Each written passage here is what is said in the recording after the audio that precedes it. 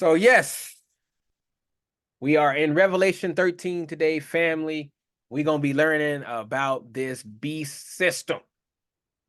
It's a system. It's not a place or anything like that. Now, we understand Rome is this beast. But we're going to understand the intricacies of this beast, what it's about, what it's here to do, what is the purpose of it. We're going to understand, we're going to see all the things that it has done and who it has done it to.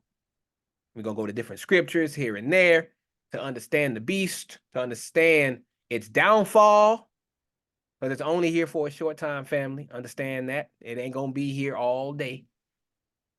It ain't going to rule forever like Christ. It's got a limit, and we're going to learn about all that today. So without further ado, Brother Chris, if you read Revelation 13, 1 and 2 for me, brother.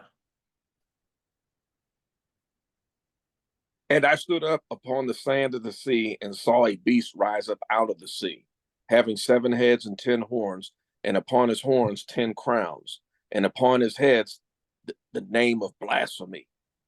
And the beast which I saw was like unto a leopard, and his feet were as the feet of a bear, and mouth as the mouth of a lion. And the dragon gave him his power, and his seat and great authority. All right, so strap in, Israel. We finna go in to see exactly who and what is this beast? What is this here for? What is it here for? We're not gonna give you a watered down interpretation you get from all them false teachers out there. Because we got a lot of Christians out there who like to teach these book of Revelation, but they do it all wrong and they water down the book and they misinterpret what it's trying to say and do a lot of cherry picking. But we ain't finna do that. So we're gonna break this down piece by piece here, because this is about our people. So first off, the sea that we see here, right there, in prophetic language, it often represents masses of people, nations, and tongues.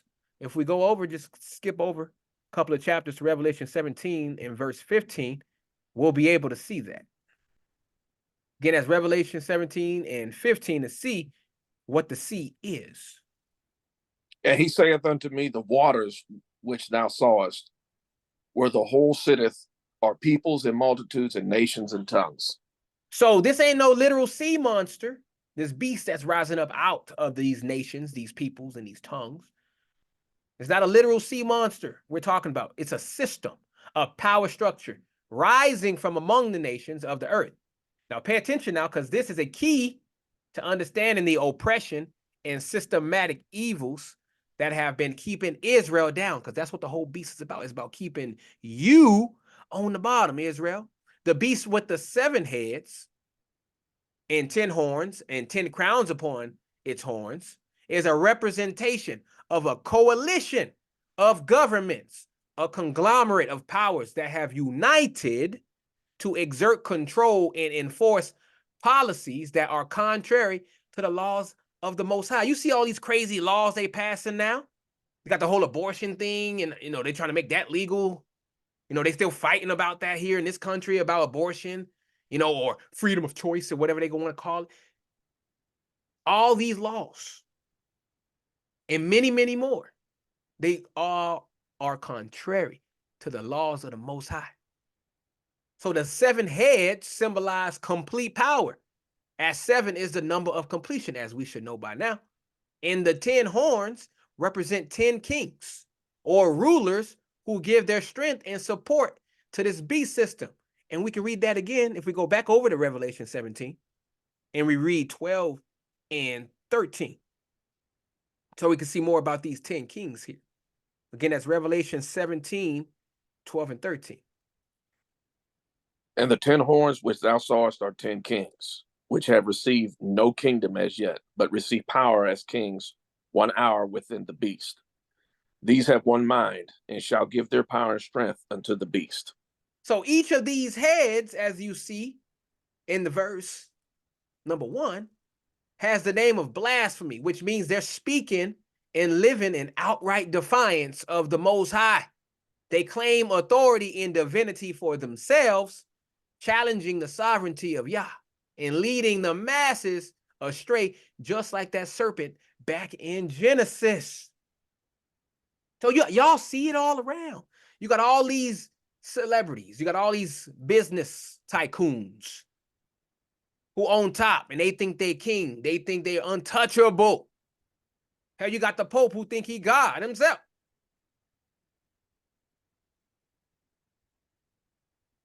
That's the name of blasphemy is being talked about. They're living, they're trying to proclaim themselves as God. Oh, I'm worth trillions of dollars. You can't touch me. I can do whatever I want to do. I'm God. That's how a lot of these business tycoons, these people at the top, the true elite, that's how they think. Untouchable. Nobody can touch me. I could do whatever I want to do. Now, how does this relate to us, Israel?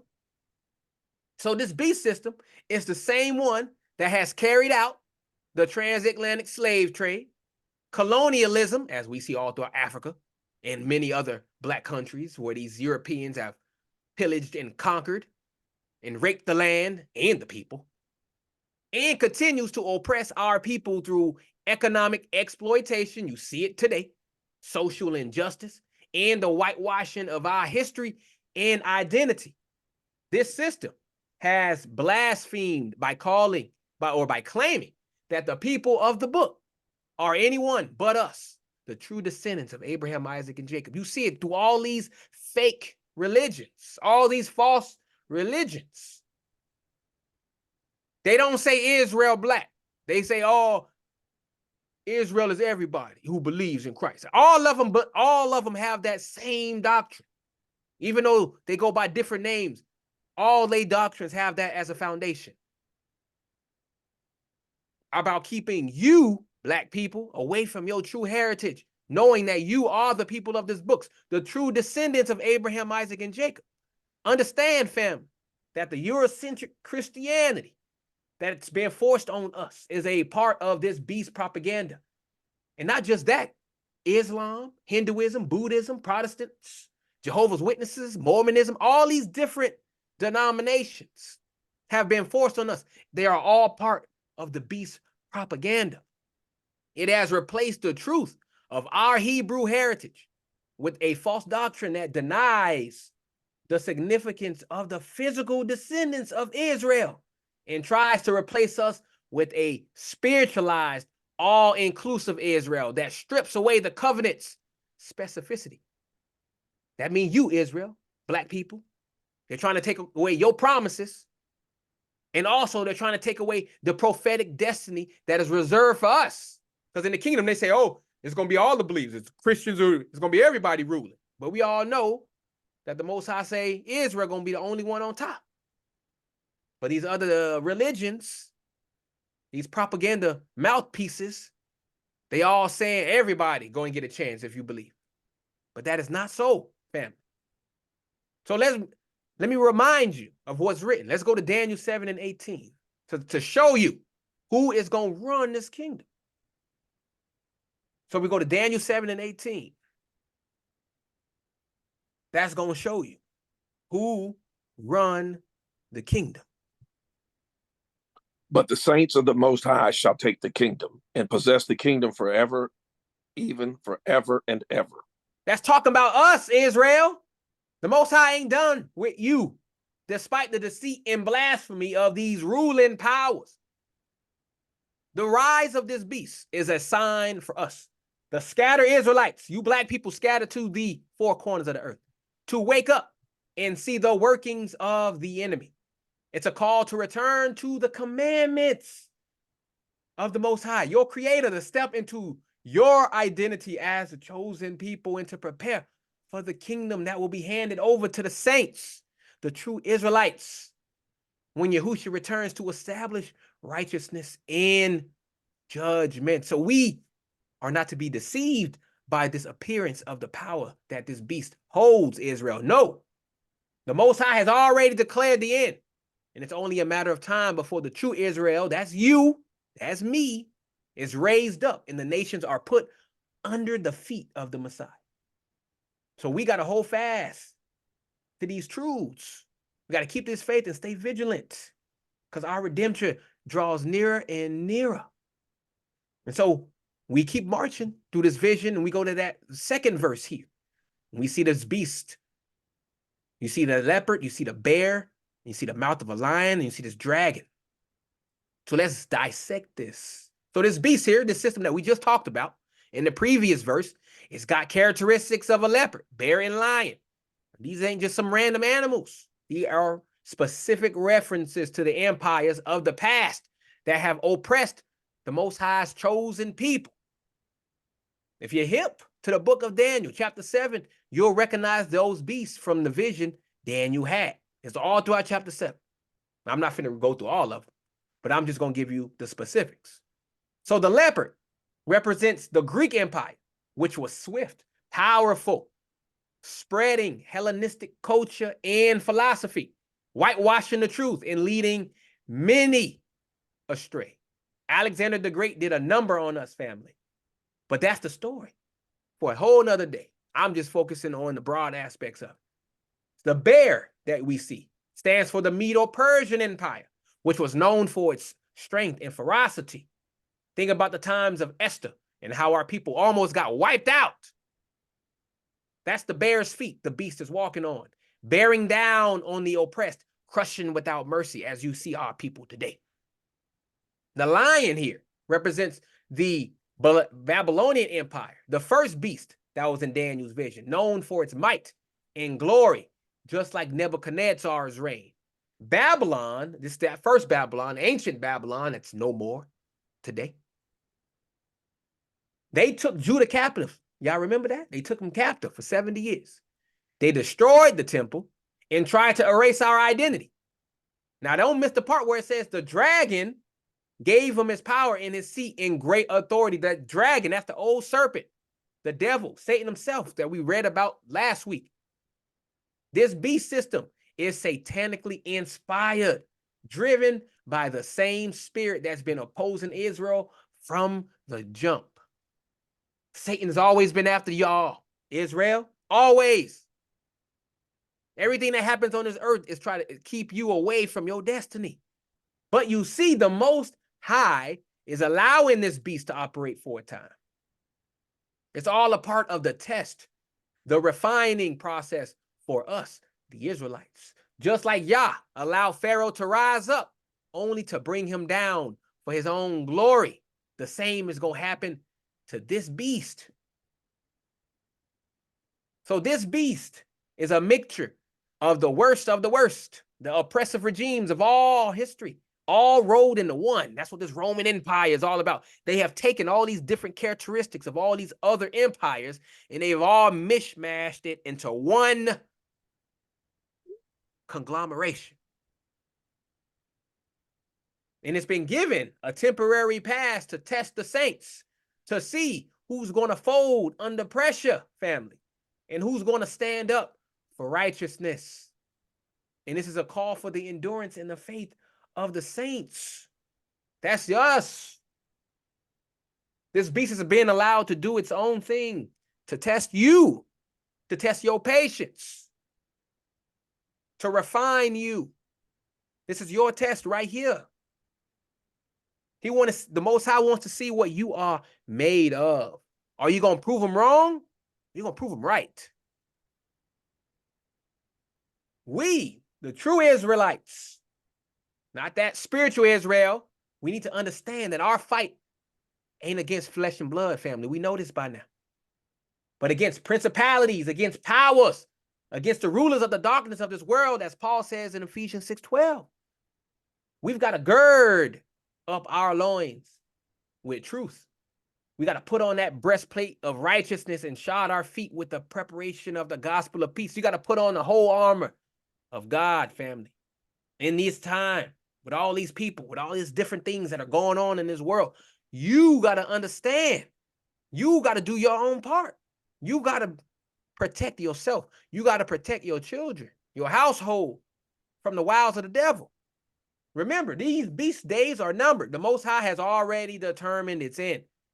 And when the King of Kings, Yahushua, comes back, this beast will be destroyed and the kingdom will be restored to Israel. If we go to Daniel 2:44, to see that written, remember, the Most High's word does not return to him void. If it is written, it's going to come to pass. So if we go to Daniel 2:44, what does that say? And in the days of these kings shall the God of heaven set up a kingdom which shall never be destroyed, and the kingdom shall not be left to other people, but it shall break in pieces and consume all these kingdoms, and it shall stand forever. So we, Israel, we just got to hold the line. We got to keep the commandments through faith and love for your God and your people, and bear witness to the truth until that day comes. We got to stay strong, Israel. Our deliverance is on the horizon. We just got to hold on. We got to hold on. Don't allow this beast to defeat you. Every day, I know it's some crap. I know you got to deal with some crazy stuff every day. I understand.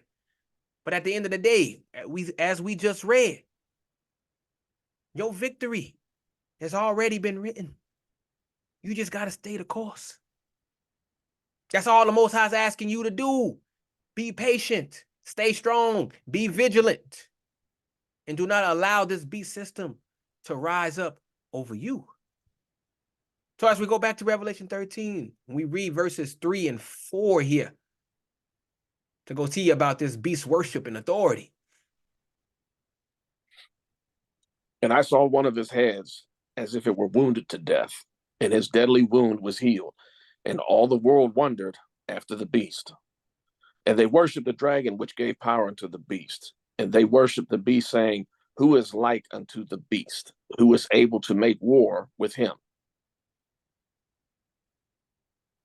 So let's break this down, family. This beast we've been talking about, as we know, as I've been saying, the one with all the power in the seat and the great authority that was given by the dragon that we read in verse 2.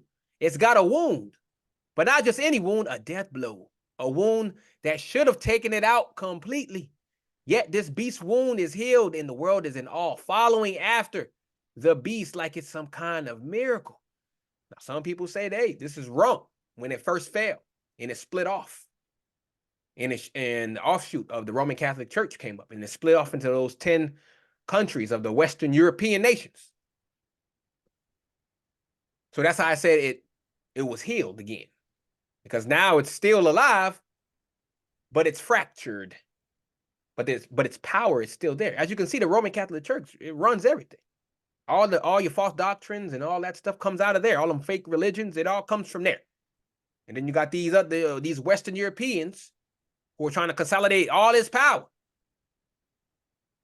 This is where you got your UN and all these other countries and stuff like that who are ruling the world.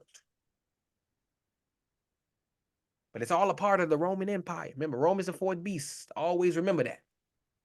Now, the head with the deadly wound that was healed is symbolizing one of the major empires that had a fall but then rose back up, causing the world to marvel as recovery. And again, like I said, some would say this is talking about the Roman Empire, which fell but then seemed to come back in another form, like the Holy Roman Empire. Or even the different iterations of power we see today. But it's all an offshoot of Rome. But let's bring it home and see what it means for us as Israelites. This is showing us that no matter how powerful these oppressive systems seem to be, they are not invincible. They can take a hit and look like they're down for the count, but through their own craftiness, their own deception, they can bounce back and keep the masses in awe. As you see, all the people, all they care about, money, money, money, money, money. That's what the beast system promotes. Narcissism, greed, all the 7 deadly sins. That's what it promotes. And that's what the people follow after. That's how you see it, especially amongst our people. You see it. All we care about is getting out of the hood, getting money, money, money. No matter how they got to do it. They don't care how they got to do it. It's all about the almighty dollar. But it's no different than when we were brought low, scattered, and oppressed. Our identity nearly wiped out, and yet we're still here, right, Israel? It's the same thing. We're the dry bones in that Ezekiel 37 coming back together, getting flesh, standing up, an exceeding great army. If you have not read Ezekiel 37, I highly suggest you do. because we are seeing that in action today. Our wound is being healed by the Most High through the knowledge of who we are in the keeping of his commandments. The whole world is going to wonder after this beast because they're deceived. They don't know the truth that's been hidden from them. The truth about who the real Israelites are. The truth about the Most High's plan for his chosen people. They're caught up in the spectacle, not understanding that they're worshiping the beast and the dragon that gives its power. They don't understand him. And all the people who are in these religions, they're not being taught who the true Israelites are. That's in every false religion. They've got their own fake doctrine of who Israel is. But they never show you who the true Israelites are. Why? Because that goes against the beast system. Their job is to keep us stupid, to keep you from knowing who you are, because they know the power that comes from knowing who you are, Israel. They know how powerful we are if we come together as a unit, as a nation, back under the Most High. They know how powerful and unstoppable we would be. So it's in their best interest to keep you distracted with sports, with religion, with politics, your job, money, all this stuff. They keep you distracted from your own history. But we ain't supposed to be like the rest of the world, Israel. We're called to come out of her to be separate, as Paul says, if we go over to 2 Corinthians. We go over to 2 Corinthians chapter 6 and verse number 17.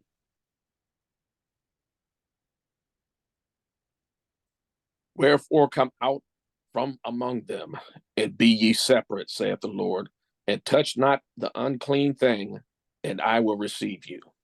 So we can't be getting caught up in the beast recovery, in the systems of this world that are designed to keep us down, as you see a lot of our people are today. We've got to stay focused on the prize, which is the kingdom that's prepared for us from the foundation of the world.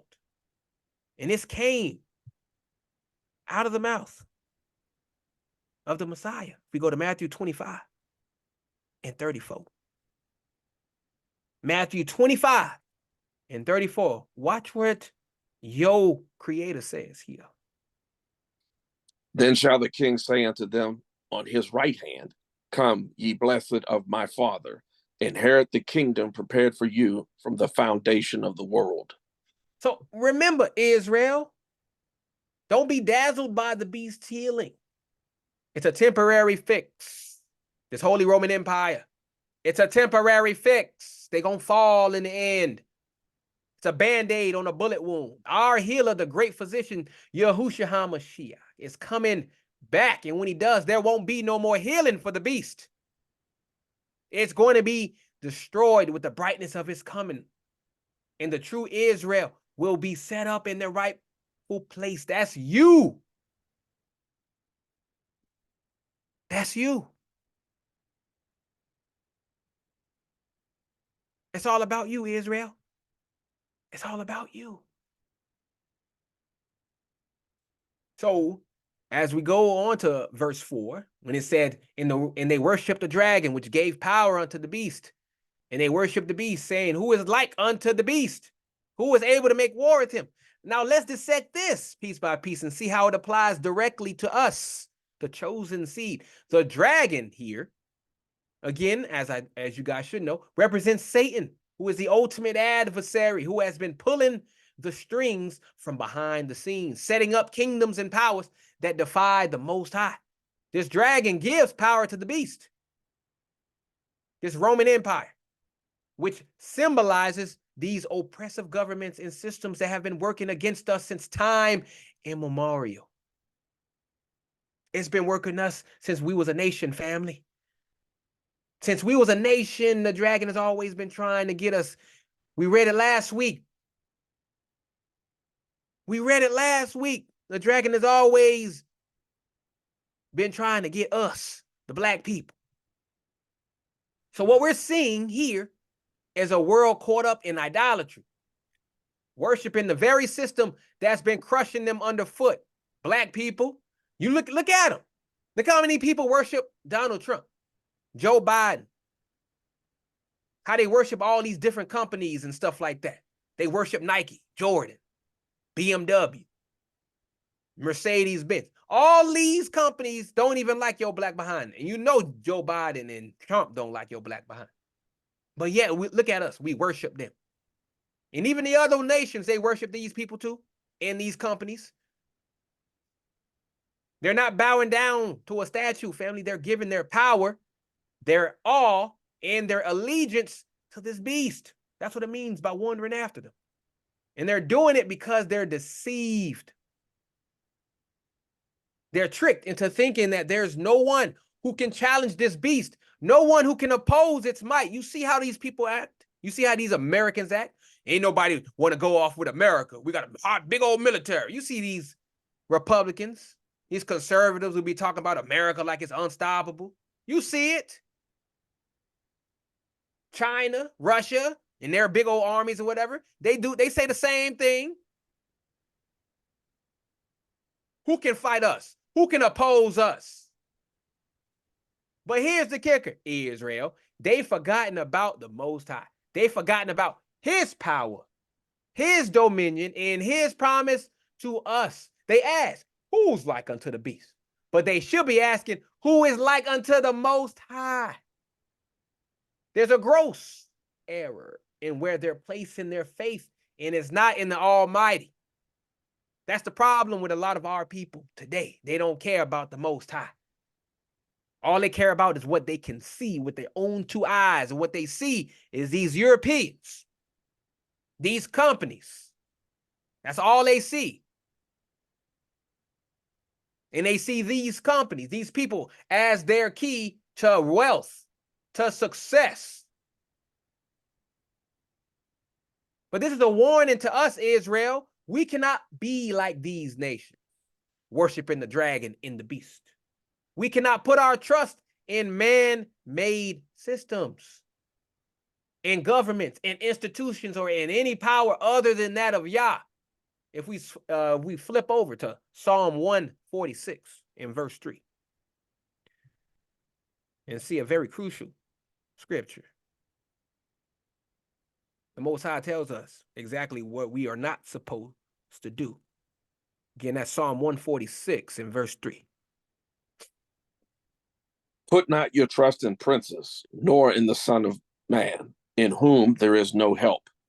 Our help, Israel, our salvation, and our future do not lie with the beast or the dragon, but with the Most High and his anointed Yahushua HaMashiach.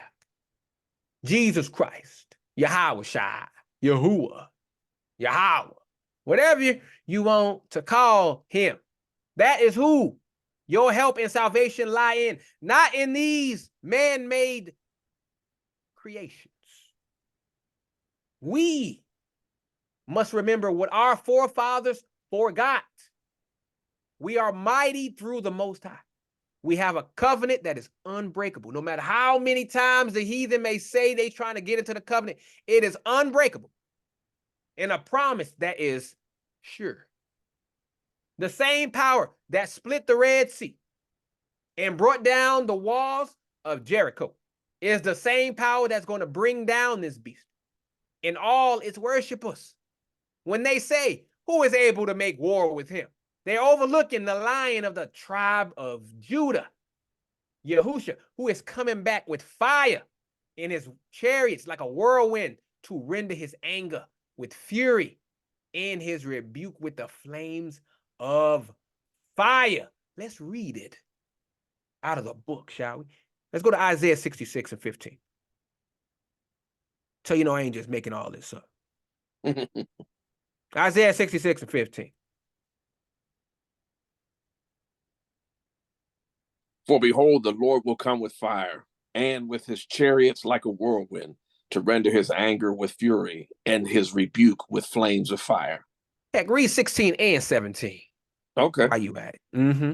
For by fire and by his sword will the Lord plead with all flesh, and the slain of the Lord shall be many, that they may sanctify themselves and purify themselves in the gardens behind one tree in the midst, eating swine's flesh, and the abomination and the mouse shall be consumed together, saith the Lord. You hear that, pork lovers? You hear that? I know your preacher said y'all can eat pork, but you just read it right with your own eyes. Eating swine's flesh, they're going to be consumed together, destroyed by the Lord when he come back. You can go ahead and keep on eating porky pig if you want to, but you're going to be destroyed in the end. But let's believe that. Do not listen to man who's trying to keep you stupid. Listen to the Most High. Listen to these scriptures. Get wisdom from the only one who can save you. And you're only going to get that through this Bible, this word, through faith in the Messiah. That's where your strength comes from, Israel. It don't come from these people, these heathen. They don't care about you. All they care about is getting more money from you. The beast ain't got a chance, and neither do those who worship it. So you got to stand strong, Israel. You cannot be swayed by the beast's power or the dragon's lies. You got to stay rooted in the word. You got to keep the commandments through faith and love. And you got to look to the Most High for your strength. The nations, that's the mother nations, them Gentiles, they may marvel at the beast, but we know the end of the story. Our deliverance is at hand, and with it, the true worship of the one who is worthy. So hold fast to that. Cleave unto your heritage and prepare yourselves for this kingdom, Israel. The beast is going down. Do not put your faith in it. Do not be entrenched in it. Do not be of it. Yeah, we may have to work around in these systems and stuff like that, but you do not marvel at it. You do not place your trust in it. You do what you got to do and keep it moving. Just like we're going to keep it moving by reading verses 5. Let me see here. We're going to read verses 5 and 6 in Revelation 13 to see about the blasphemy of this beast. Again, that's Revelation 13, 5, and number 6. And there was given unto him a mouth speaking great things and blasphemies, and power was given unto him to continue 42 months. And he opened his mouth in blasphemy against God, to blaspheme his name and his tabernacle, and them that dwell in heaven. So let's break this down into raw truth for us, the bearers of the torch of Israel. Watch this. This verse here is talking about the beast system. The same one that's been oppressing our people. The true Israelites. You so-called black people. This beast has been given a mouth. You see everybody say, oh, it's a man, it's a man, it's a man. It's a beast. It's the system. This mouth, what does it mean? It's got a voice, a platform, a way to spread its influence and poisonous lies across the whole earth. And how do they usually use that? How they do that? Got the TV, right? TV's a big one. How many people are glued to that thing? That's the perfect way to spread its influence and its poisonous lies across the whole earth, right? The TV, you got the radio, you got your telephone, your cell phone now, your little smartphone, spreading all its propaganda throughout everybody on the planet. That's the mouth. That's the mouth. So when it's talking about speaking great things and blasphemies, it ain't talking about idle talk. This beast system is arrogantly setting itself up against the Most High. You can see it, but look how these people, look at these people on the top, these rich people, look how they act. Look how they conduct themselves as they untouchable, doing whatever they want to do, knowing that no police is going to arrest them. They are untouchable. That's how they act. They arrogant. It's speaking lies about our history. Look at the way the Europeans say about our history. Oh, their history just started on a slave ship. You got the Mormons who say black people are cursed. They got the curse of, they got the, was it the curse of Canaan? And they said white people got changed into black people. And so the black people you see today, those are cursed. That's what they believe in Book of Mormon. I ain't lying. Go look it up for yourself. It's the stupidest thing I ever seen in my life. That's what they believe. That's how they speak lies about our history, Israel, our identity. Now it's being stolen by these Europeans. Now you got Chinese people talking about their Israel. Chinese people. These Asians over there talking about, I'm Israelite. I'm an Israelite. What? Come on, man. And they speaking lies about our God. They say he don't exist. Look at atheism. He don't exist. You guys believe in a sky daddy. That's what they tell him. That's what these people are saying. It's got the audacity, this beast system, to redefine what's holy and what's profane, trying to tell us that the laws of Yah don't matter no more. That we all the same, that we ain't the chosen people. Y'all know about Christianity. Y'all know the law done where y'all can do whatever you want to. You can eat pork, you can do this, blah, blah, blah. You can just come back on Sunday and you can repent. After doing all that wickedness, you can just repent over and over and over again. Law done away with. Nope, you don't got to worry about that. The Protestants teach that too. Law done away with. Grace alone, that's it. Faith alone. And it don't matter about what you do. Or if all you do is have faith. But we all know James say, without faith, without works, faith without works is dead. So the law of Yah still matters, people. It still matters. But let's not get it twisted, though. Watch this. The blasphemies are deeper than just words. It's in their actions, too. This system has made it its business to defame and degrade everything that is of the Most High Yah. Look how the devil flipped everything. You got the man trying to be a woman, and you got the woman trying to be a man. Look at it.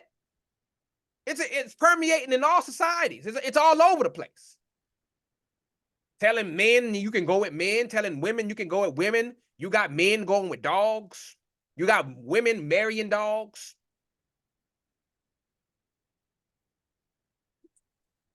You see the stuff I'm talking about? This is all from this system.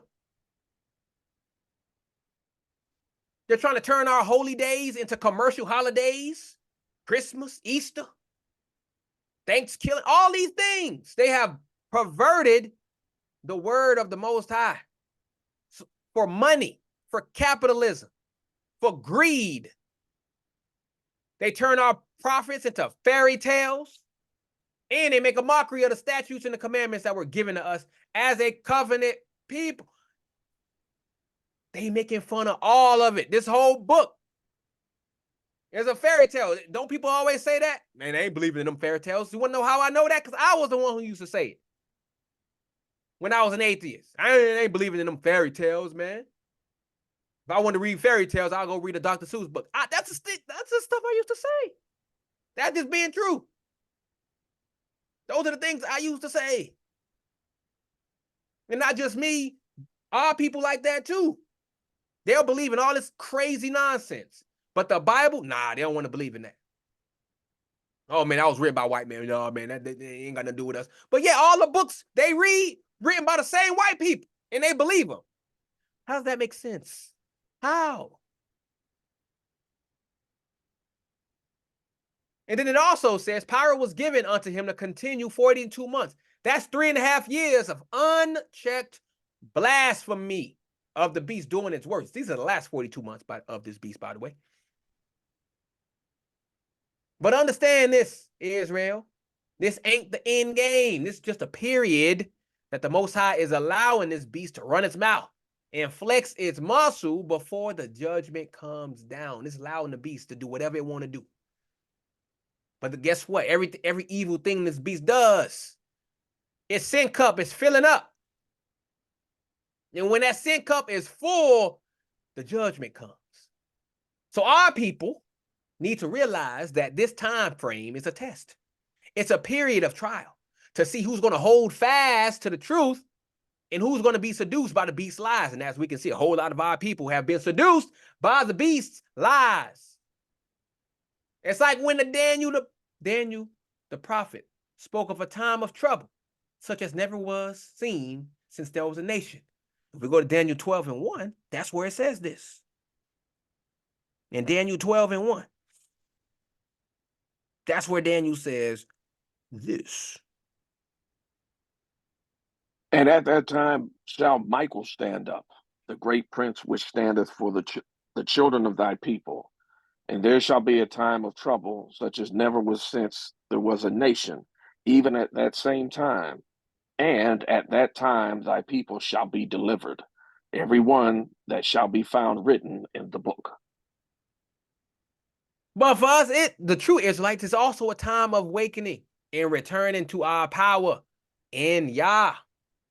You see, everyone that shall be found written in the book, those are your righteous remnant. Those are the ones who are following the Most High, following Christ, following, having love for their people, having love for their God. That's you.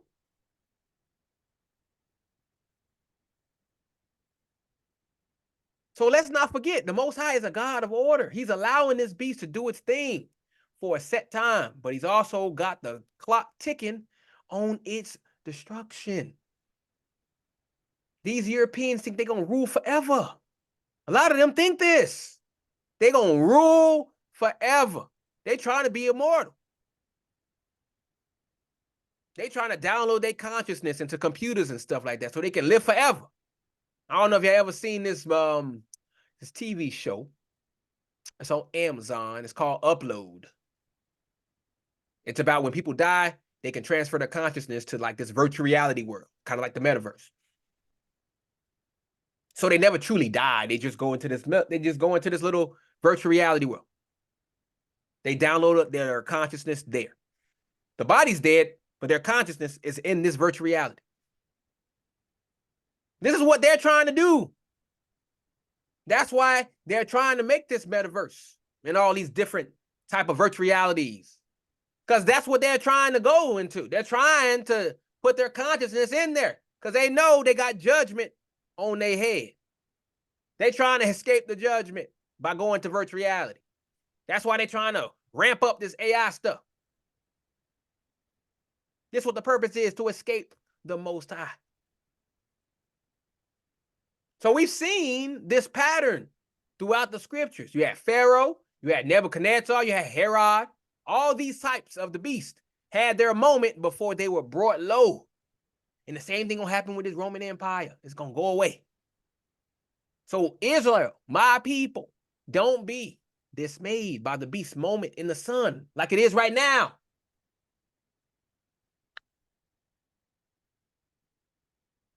It's huffing and puffing right now. Don't be dismayed. Let it huff. Let it puff. Like the big bad wolf. It's just the dark before the dawn of our redemption. Stick to the script, this word of Yah, and keep the faith in Christ, who's going to come back and set all these things straight. Remember, the Most High ain't never left us without hope or without a way back to him. Just like it was prophesied that we will go into captivity and suffer, it's also prophesied that we will be gathered again and set on high. So we got to keep pushing for the kingdom, Israel. Don't allow these successes of these people, their riches and all that stuff, blind you, cloud your judgment. Don't allow it. It's all puff and puff, smoke and mirrors. Let them do it. Just know it's going to fall at some point. It's going to fall. We're going to dive into 13:6 right here. And he opened his mouth and blasphemed against God, to blaspheme his name in his tabernacle and them that dwell in heaven. Let's see how they do this. So this beast system, which has been given this mouth to speak all manner of blasphemy, is not content with just poisoning the earth with its lies. It's taking aim directly at the Most High himself. Look at what they've created. Big Bang Theory. There ain't no creator. This stuff just poof came into fruition. Boom. Evolution, taking God out of the equation. And all these other scientific stuff that takes the Most High out of the equation. That's the blasphemy against the Most High. It's blaspheming his holy name, trying to strip away the power and respect due to him. The same system that's been trying to erase his name from our memories, replacing it with titles and false gods that have no power to save. Allah, and all the Hindu gods, they got their pantheon of gods. They got hundreds of gods in their little thing. Greek mythology tried to replace it. Roman gods.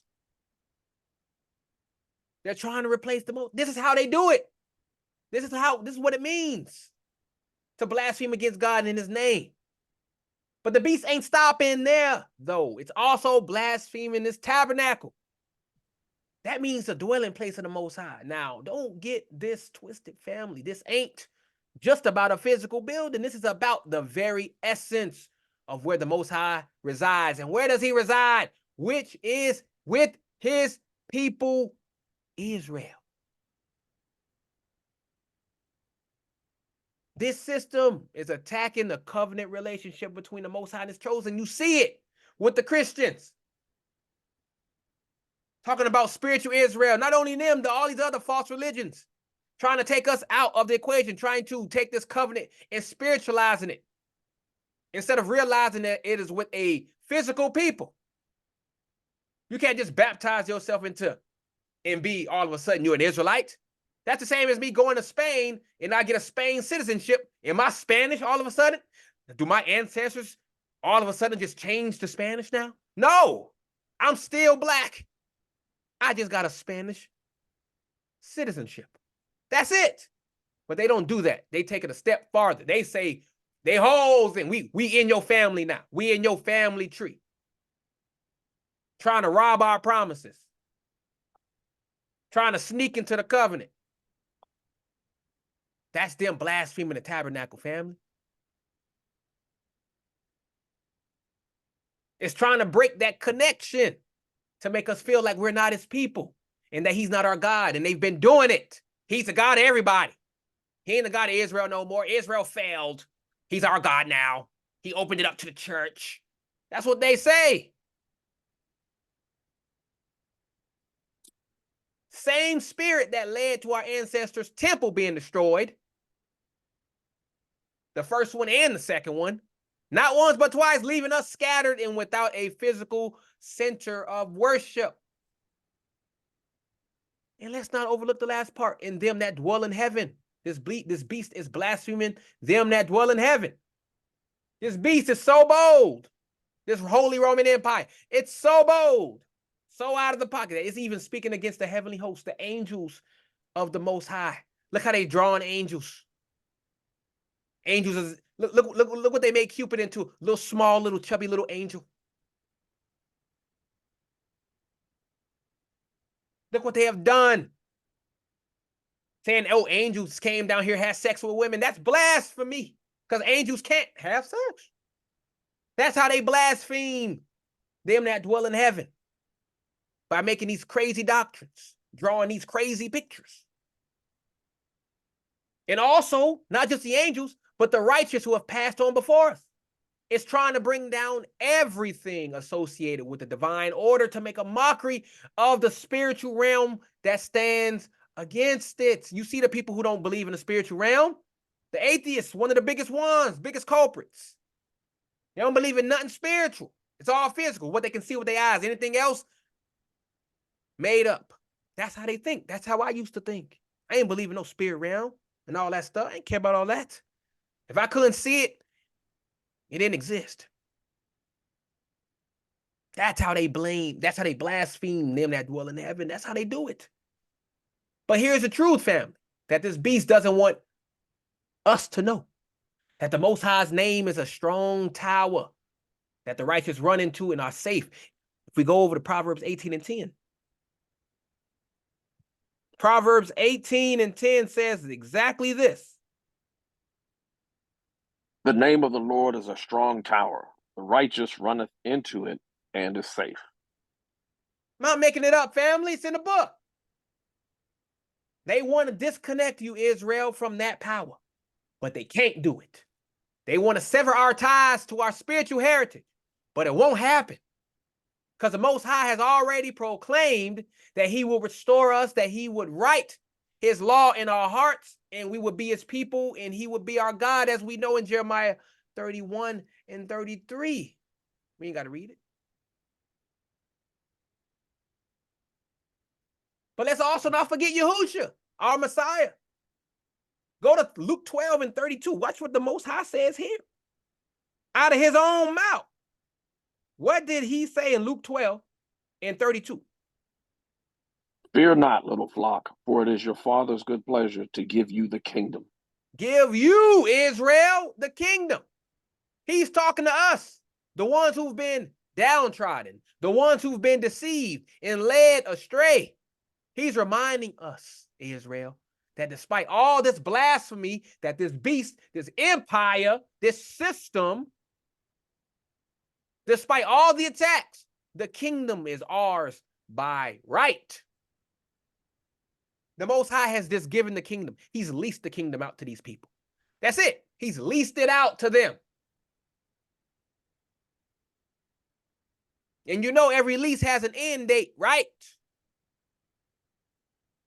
But our end date is eternity. So let the beast talk. Let them blab. Let these heathen blab. Ain't got nothing to do with you. Let them blab. Just know in the end, that blabbing is going to come to a cease. So we stand firm in our identity, Israel. Know who you are and whose you are. The beast time is short, and the Most High's judgment is sure. We've been promised deliverance, and deliverance is what we shall have.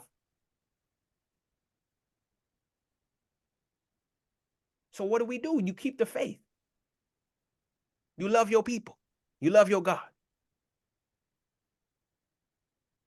And then after that, you look up, for our redemption is going to draw nigh. That's what you do. That's all you got to do. That's all the Most High wants you to do. Don't worry about them. It's a distraction. Don't worry about them. Distraction. Don't talk to them. Don't even pay them no mind. Don't stunt them. You just worry about this book, this word that I'm reading to you. That's what the Most High wants you to focus on. Don't worry about them. Let them talk. That talking is going to end. It's got a due date. So just remember that, Israel. As we go back to Revelation 13, we are going to read verses 7 through 10. Again, that's 7 through 10, Revelation 13. And it was given unto him to make war with the saints and to overcome them. And power was given over him, over all kindreds and tongues and nations. And all that dwell upon the earth shall worship him, whose names are not written in the book of life of the Lamb slain from the foundation of the world. If any man have an ear, let him hear. He that leadeth into captivity shall go into captivity. He that killeth with the sword must be killed with the sword. Here is the patience, and faith of the saints. Yes, sir. Yes, sir. All praises for that. Now, let me tell you straight up, family, this ain't no bedtime story. This is real talk about this beast system that's been set up to come against the true saints of the Most High. And who are these saints? Come on, man. We all know these saints of Israel who keep the commandments of the Most High and have the faith of Yahushua HaMashiach. These are the ones who the beast is raging war against, as I told you last week, because we're the biggest threat to its rule and its lies. We are. That's why they don't want you to know who you is, Israel. They're trying to stifle it. Look at these celebrities. When they trying to tell you who you are, what they do to them, they punish them. They punish them. Because they're trying to keep you from who you are supposed to be. Because you are a threat. You are powerful. Why? Because the Most High, the creator of all things, is behind us. He's on our side. And they know when we come back together as a group, as a nation again, they know what that spells out for them: doom and destruction. So they trying to hold this off as long as they can, not knowing that it is futile. So when it says this beast was given power to overcome the saints, it's not saying we defeated, family. It's acknowledging the temporary victories this corrupt system has had in oppressing us and scattering us and trying to erase our identity, which they succeeded in, and our connection to the Most High, which they succeeded in for a while, until the Most High awakened us up again. Look at your Harriet Tubmans and your Nat Turners, so on and so forth, who awaken to their heritage, who awaken to their identity.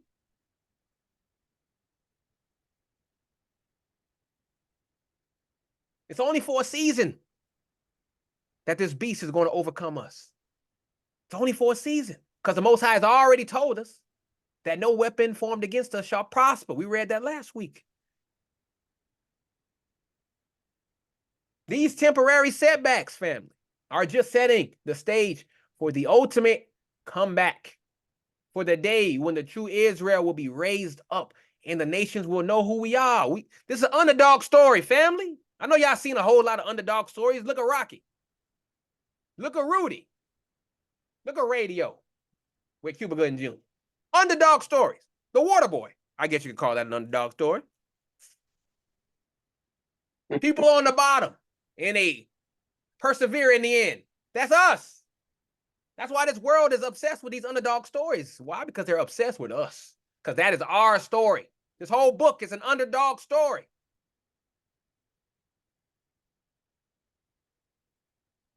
We may look down, we may look out, but in the end, we're going to rise above all nations and rule everything. That's what the other nations don't want us to know. So they put out false doctrine after false doctrine after false doctrine after false doctrine to keep you away from the truth. Israel. That's the whole point of the system.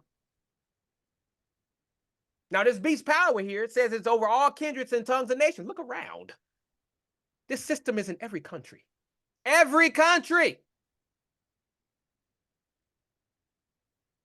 It's a global system. It's everywhere. Everywhere you go, this system has its claws in it.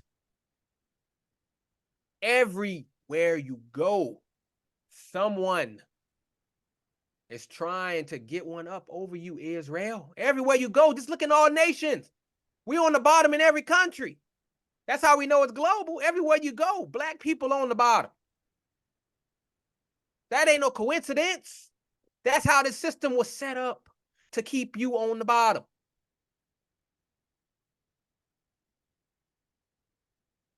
It's not just a local government or institution. It's the whole damn system that's been built up to keep the truth hidden and keep us in chains, whether those chains are physical or mental, as it is this day.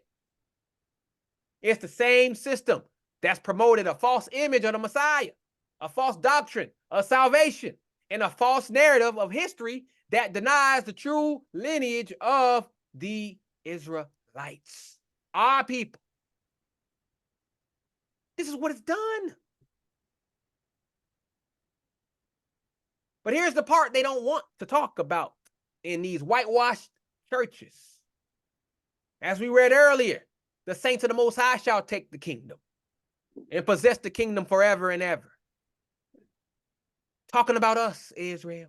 That's what they don't want to talk about in these churches. We're the ones who are going to take back what's ours, and no beast and no system, no amount of oppression can stop it. So let me tell you this, Israel, don't be discouraged by what you see around you. The Most High has not forsaken us. We've been promised victory, and victory will be ours.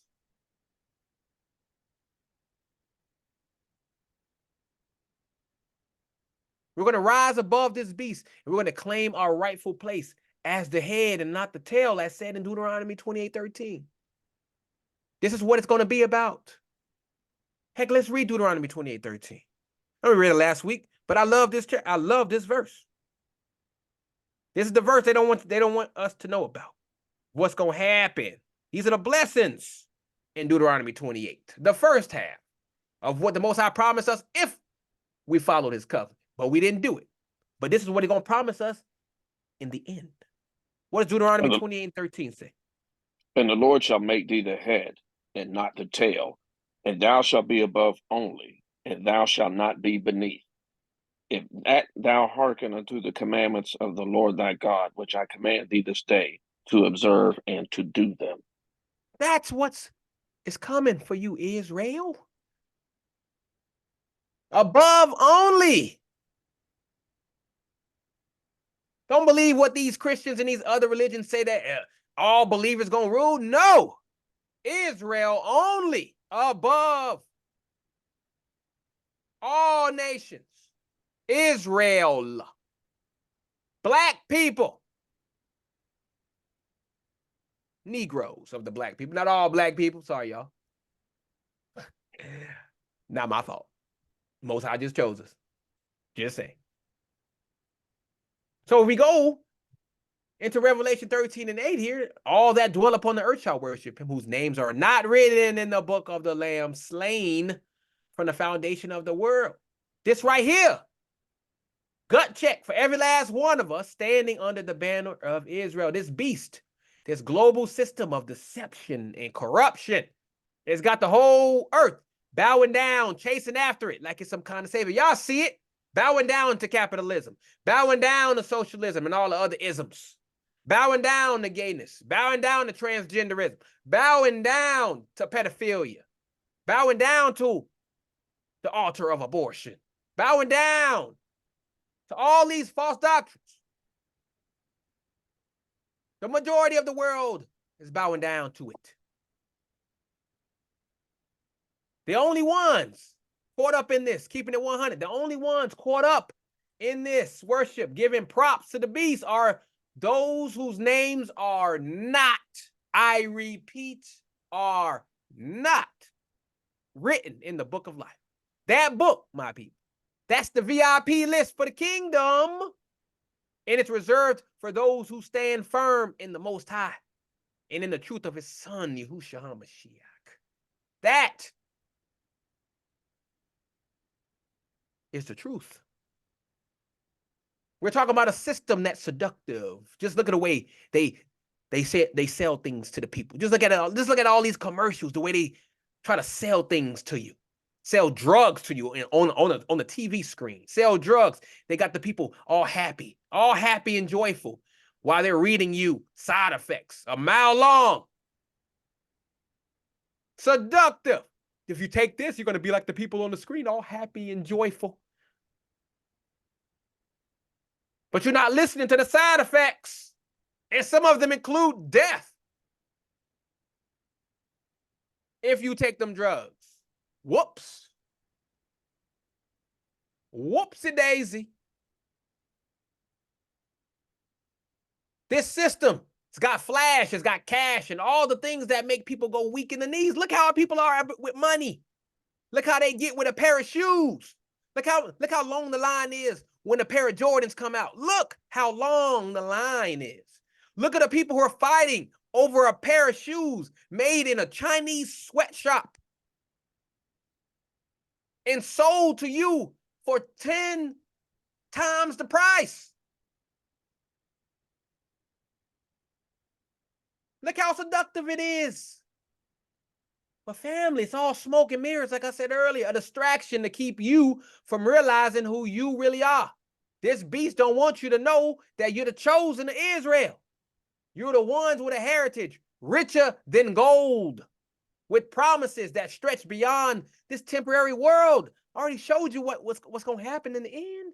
We're going to get the kingdom. That's a promise. Now let's not forget about the Lamb, which is Yahushua HaMashiach, as we all know, who was slain from the foundation of the world. That means that's part of the script. Before they created the world, they already put that in the script. That's the key to understanding this whole thing, family. His sacrifice was set up from the jump before they even created the world. Because the Most High knew we would need a path back to him, a way to cleanse us from our sins and bring us back into covenant. And not all peoples, just Israel. This ain't an afterthought, family. This is a central piece of the whole plan for our people. Yahushua, he's the path. He's the bridge back into the covenant. Under his blood, we are made clean from our sins. He's the key piece to this puzzle. And you got all these other religions are trying to get him out of this book. Talking about there's other prophets that came, Elijah Muhammad, for the Nation of Islam and that stuff. You got Mormons, they believe in Joseph Smith. They say he was a prophet. You got the Seventh-day Adventists believing in Ellen Wright back in 1844. Just throwing Jesus out of the book. These people got their own books, their own versions of the Bible that they have written, all fake, by the way. That's how they're trying to throw Jesus out of here. They twisted it all up, these churches. They preach a universal gospel, saying that everyone's got a spot in the book of life. But that is not what the scriptures say. We already know in Matthew 15:24 that Yahushua, whatever you want to call him, came for the lost sheep of the house of Israel. They say that he's the mediator of a better covenant, which was established upon better promises back in Hebrews 8:6. Promises that was made to who? Abraham, Isaac, and Jacob, and to their descendants. That's a physical seed. It's not about no spiritual Israel family. Do not be swayed by these false doctrines that are in all these churches. Stay grounded in the book. This is why we read in the book, verse by verse, line by line, so you understand the context. So let's be crystal clear, family. The world may bow to this beast, but we, the remnant, the true Israelites, we bow only to the Most High and his Son, Yahushua. Our names are written in that book because we've returned to the law, statutes, and commandments through faith and love. We got faith in the true Messiah, not the whitewashed version that this world loves. So don't get caught up in the beast's lies, family. Your name is in that book, not because of who you are in this world, but because of who you are in the eyes of the Most High himself. Hold on to that. Fight for that. And when Yahushua returns, when he comes back, ready to rule with a rod of iron, you'll be standing there with him. Inheritors of the kingdom promised to our forefathers, as we read earlier in Daniel 2:44.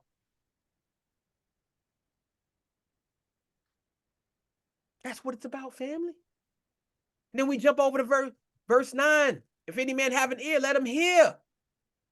Simple verse, but with a lot of meaning.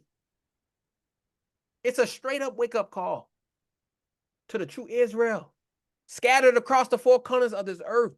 This ain't no light suggestion. This is a commandment from the Most High. He's telling us to tune in, to listen up, and recognize the signs of the times. Too many of our people, though, are blinded by all these distractions, the glitz and the glamour of this beast system, though.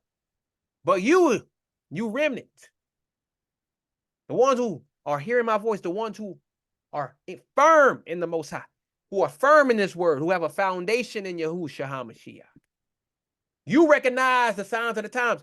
You know what's happening. You see the crumbling of this society. You see it day by day. It's falling day by day. You see the heathen getting antsy all around. They don't know what's going on. They see this awakening. They've been trying to call this awakening. They've been trying to stamp it out, but it continues to roll on as prophesied. They don't know what to do. We hear. We have this ear. that Yahushua said, we have this ear. But this ain't about physical hearing, family. No, no. This is about spiritual discernment, about opening your mind and your soul to the truth that's been hidden from us for centuries. This is about understanding the deep deceptions that have been woven into the fabric of this fallen society, about seeing the beast for what it is, and about realizing our true identity as what? What is our true identity? As the chosen people of Yah. That's who we are. The Most High is calling out to his people, to us, the Black Israelites. He calling you on the phone, family. Are you going to answer it? He wants you to hear the message that's been there all along in the scriptures. The message that's been drowned out by false doctrines and false prophets. He's telling us that now is the time to reclaim our heritage. Now is the time to stand firm in our faith. Now is the time to prepare for the coming of the kingdom. And let's not get it twisted, family. This message ain't for everybody. And that's the hard pill to swallow for the other nations. It's not for them. It's for those who have been given the ears to hear. For the Israelites who are waking up to their true calling. That's me. That's you. This is for those who are ready to shake off the chains of mental slavery and to embrace the laws, the statutes, and the commandments of the Most High through faith and love for not only Yahushua, but your own people. Yahushua said it himself. Let's go to Matthew 11 and 15. This is what Yahushua said here. Matthew 11 and 15. He said it right here too. The same thing we just read in verse 9. What did he say? He that heareth hath ears to hear, let him hear. He was speaking to our ancestors back then, and he's speaking to us now through this prophecy. The question is, are you listening, Israel? Are you ready to heed the call? Are you ready to pick it up? To step up and claim your place as part of the remnant that the Most High has preserved for such a time as this? That's a question. Are you ready? If you are ready, put a yes in the chat. Put a yes in the chat if you're ready for this. If you're ready to heed the call, if you're ready to claim your heritage, if you're ready to stand for what's right, put a yes in the comments.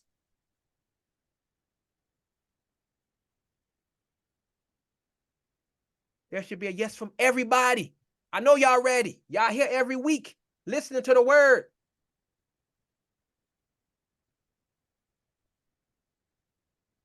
So let this verse, Israel, be a constant reminder to listen to the voice of the Most High in all things.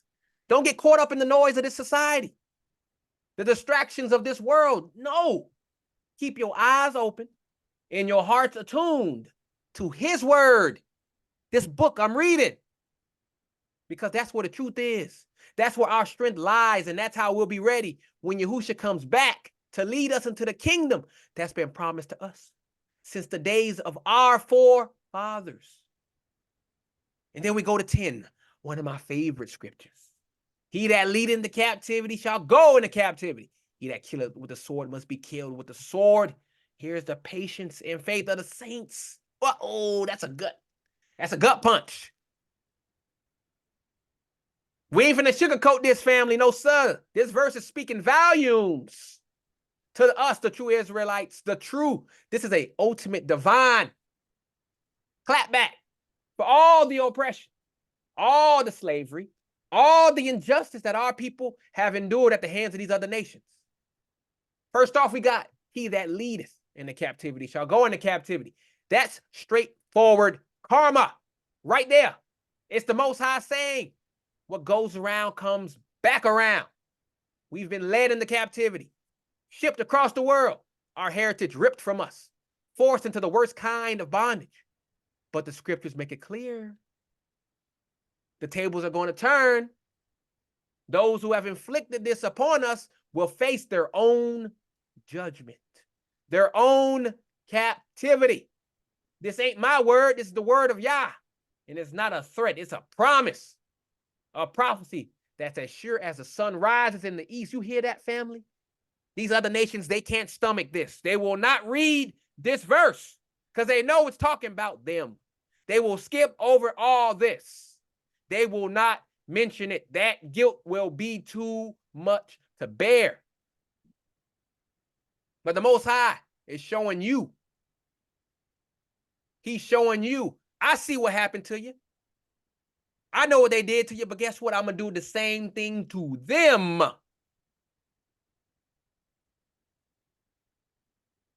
Then we also got he that killeth with the sword must be killed with the sword. We've been killed, family. We've also been lynched, brutalized. But Yah is saying there's a judgment for that too. Oh, yes. Better believe it. The nations have built their empires on the blood of the saints, on our blood. They're going to face the wrath of the Most High. That's a promise. This is the recompense that the scriptures have been talking about. And let's not overlook that last part, the patience and faith of the saints. That's talking about us, Israel. We are the saints. Let's read it in Psalm 50 and 5. Again, at Psalm 50, verse 5.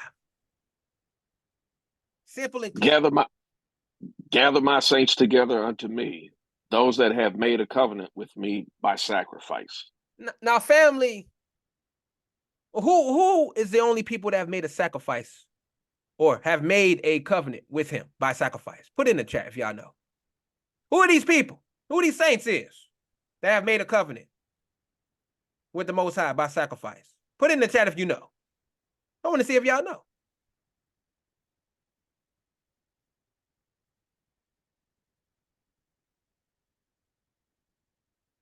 Yes, sir. Israel.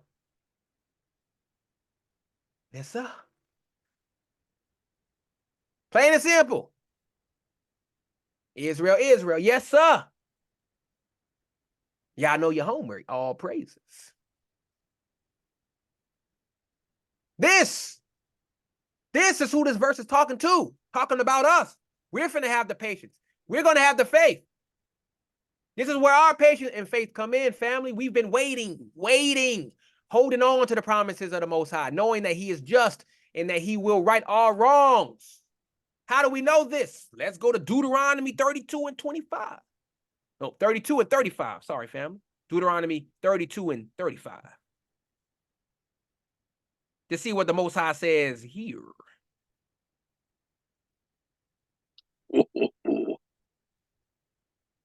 To me belongeth vengeance and recompense. Their foot shall slide in due time, for the day of their calamity is at hand, and the things that shall come upon them make haste. Ooh, that don't sound too good to me. That sounds exactly what Revelation 13 and 10 is talking about, huh? Sounds like it to me.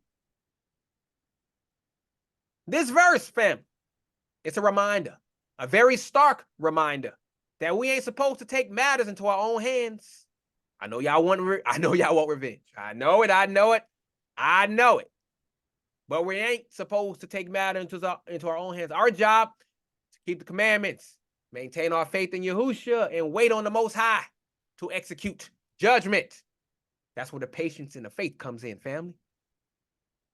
This is the patience that we must have as we endure this world, as we watch the beast system crumble, as we see it going on little by little, and as we await the establishment of what? The kingdom that Yahushua will bring with him. But remember, Israel, our redemption drawing near day by day, and that every wrong will be made right in Yah's time. But in that time, we keep our garments clean, no sin. Keep the laws, faith and love. Because our deliverance is on the horizon, family. It's promised. Understand that. Do not allow these people to wash away your promises. Talking about it's coming for all people. No, sir. It's coming to you. Do not allow the heathen to change that which was already written. So as we go back to Revelation 13 here, we are going to read verses 11 through 14. to talk about this appearance and deception of this second beast here. Again, that's 11 through 14 in Revelation 13. And I beheld another beast coming up out of the earth, and he had two horns like a lamb, and he spake as a dragon. And he exercised all the power of the first beast before him, and caused the earth and them which dwell therein to worship the first beast, whose deadly wound was healed. And he doth great wonders, so that he maketh fire come down from heaven on the earth in the sight of men, and deceiveth them that dwell on the earth by the means of those miracles which he had power to do in the sight of the beast, saying to them that dwell on the earth that they should make an image to the beast, which had the wound by a sword and did live. So we're going to focus here on verse 11 here. Beholding another beast coming up out the earth, had two horns like a lamb, and he spake as a dragon. Well, let's see about this second beast here. So this verse, in prophetic terms, represents a kingdom or power structure.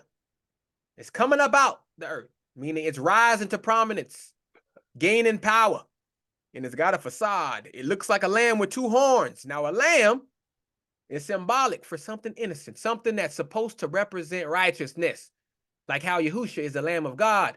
But don't be fooled, fam, because this beast is a counterfeit. Ain't that we like the Pope? Sound like the Pope to me. Sound like the Pope to me. But I digress. It's got the appearance of righteousness, but speaks like a dragon. And again, we already know what that dragon is.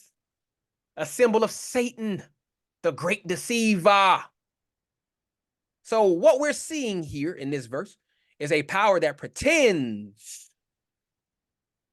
to be all about justice, pretends to be all about peace and lamb-like qualities, but is really spewing lies and deception.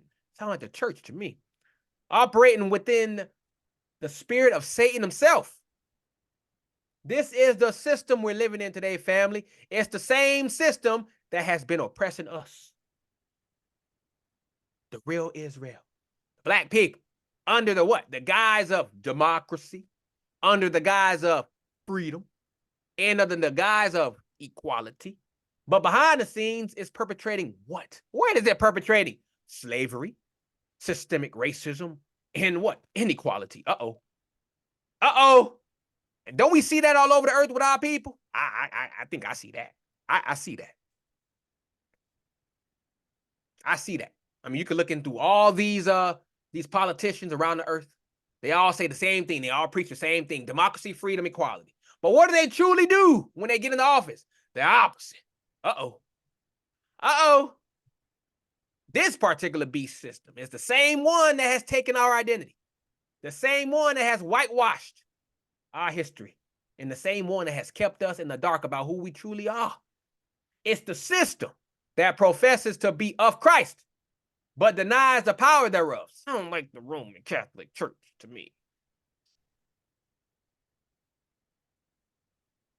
Leading many of our people astray with false doctrines, because that's where all the false doctrines come from, Roman Catholic Church, and heresies that have nothing to do with the truth of the scriptures. That's where all your false doctrines come from, family. Your false religions, your false prophets, they all come from this Roman Catholic Church. This is where all that stuff comes from. This is where it's come from. But here, you right about that, Tina. You right about that. Yes, sir. They don't want you to call the system out. No. They want to silence the truth because it's built upon lies. Truth is going to break it. That's what happens when these people come out with the truth. What is the first thing they do? Blackmail them or make them try to look crazy. That's what they do.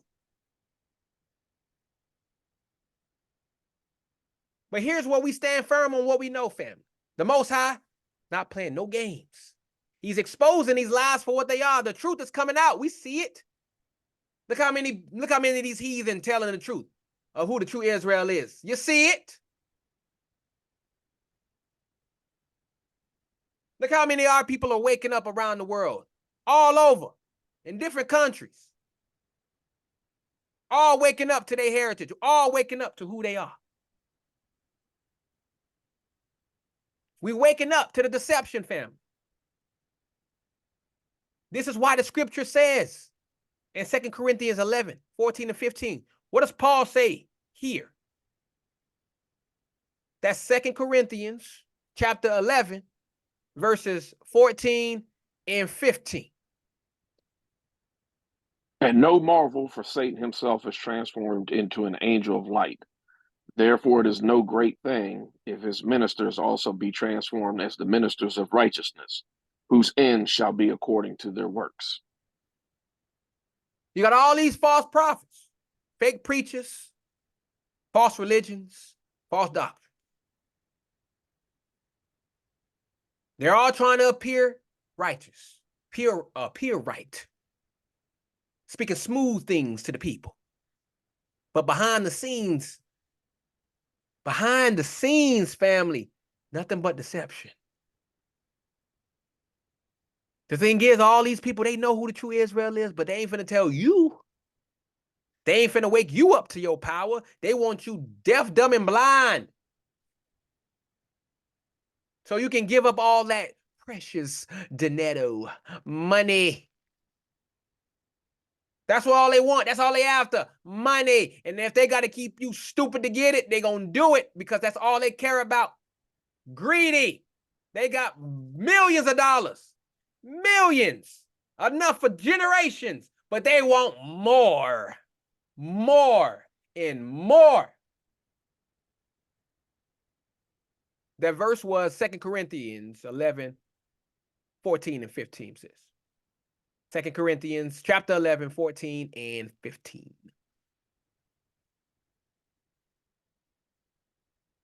So we got to recognize, family, this beast for what it is. We've got to be wise as serpents, but harmless as doves, as Yahushua said in Matthew 10 and 16. Knowing that we're dealing with a system that's got the appearance of a lamb, but the voice of a dragon. So we got to see through the deception, family. We got to have that spiritual discernment to understand who's lying and who's telling the truth. And remember, our fight ain't against flesh and blood, but against principalities, against powers, against the rulers of the darkness of this world, against spiritual wickedness in high places. So we got to brace ourselves, Israel, and not be swayed by this lamb-like appearance of this beast, these churches, these politicians, these false prophets, all that stuff. We can't be swayed by the smooth words. The Most High is revealing all things, and he will guide us through this deception as we await the return of Yahushua, who is going to destroy his beast again with the brightness of his coming. But until then, you keep your eyes open and keep your lamps trimmed, Israel. Do not be swayed by this beast. Do not allow it to permeate through your spirit and indoctrinate you into its deception. And so we go down to verse 12, which reads, and he exercised all the power of the first beast and caused the earth in them which dwell therein to worship the first beast, whose deadly wound was here. We already know who that deadly wound was. We all know who this first beast was. We had Holy Roman Empire, the Empire of Rome. So let's get this straight, though. We ain't here to play no patty cake with the scriptures. We're going to here to reveal the truth to the chosen people of the Most High, the so-called Negroes, who are the true Israelites. This verse right here is packed with meaning. So it's critical that we understand what's being said. Watch. The he that we see is referring back to that second beast that we just read about. The one looking like a lamb but speaking like a dragon. This beast is just a proxy, an extension of the first one. As you got the Roman Catholic Church, it's just an extension of Rome. It represents the previous worldly empires that I told you about earlier that have oppressed and held sway over the children of Israel. When it says the second beast exercised all the power of the first one, it's talking about the current system. We're under is using the same tactics, the same power structures as the former empires that were before it. That's what happens with these nations. When they fall, the next one comes in and it just resumes what they did. It adds upon to that foundation. And when that one falls, the next one comes, assumes control, and then it builds upon that foundation until we are where we are right now. All these systems, all this power structure has all been tried before with Medo-Persia, with Babylon, with Greece, with all these other nations. It's the same thing. They're just built upon each other. That's why I said it was like a leopard, a lion, and a bear. It's got all the different characteristics of those beast systems that were before it, all mishmashed into one. They've inherited the same spirit of oppression, the same methods of control, following the same blueprint of their predecessors to keep who in subjection? Israel, to keep you on the bottom. I told you it's all about you, Israel. They're keeping you on the bottom. Now it's making the earth and its inhabitants worship the first beast, whose deadly wound was healed. Talking about the resurrection of the same spirit of the old empire. It seemed like it had died. Seemed like those old ways were gone, but they've been revived, repackaged, and now they're being worshipped like never before. This Roman Empire. All you see, all these different doctrines and all these different ideologies, it's all coming from one place, family. Rome. It's the same thing they did when they was in full power back in the day. When they overtook the Second Temple. They doing the same things, the same playbook. It's not about bowing down to an idol family. It's about a system of values, politics, and economics that everyone's buying into, thinking it's the way.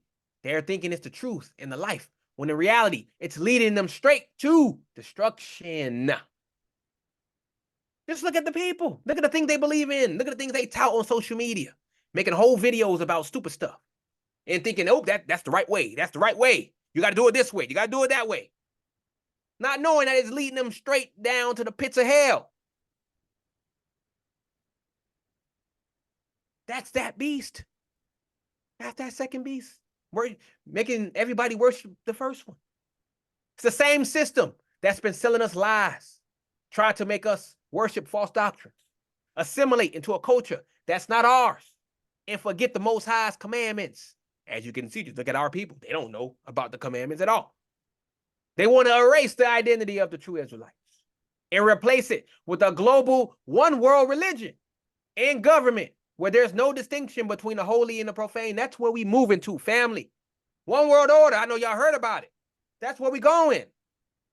That's where we are marching towards. It's going to happen. You got people talking about, we can stop the New World Order. You can't stop it. It's prophesied. You can't stop it. It's going to happen. This one world government, one world religion, it's going to happen. That's where we're marching to.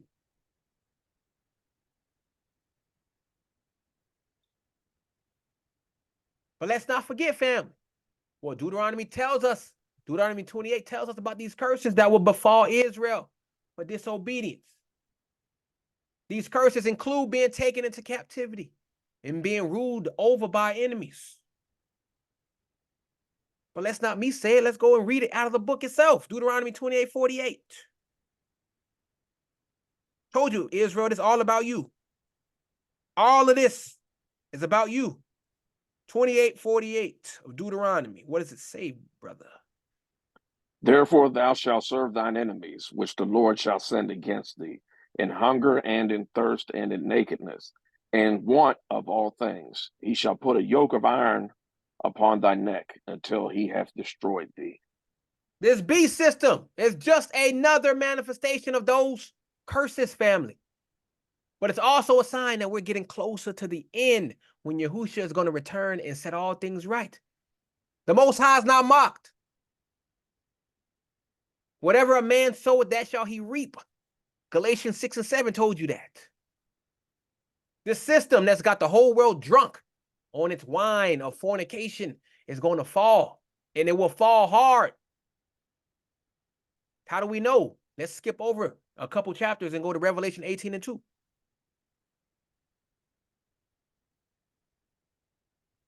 Revelation 18:2 tells you exactly the fate of this system. What does it say, my brother?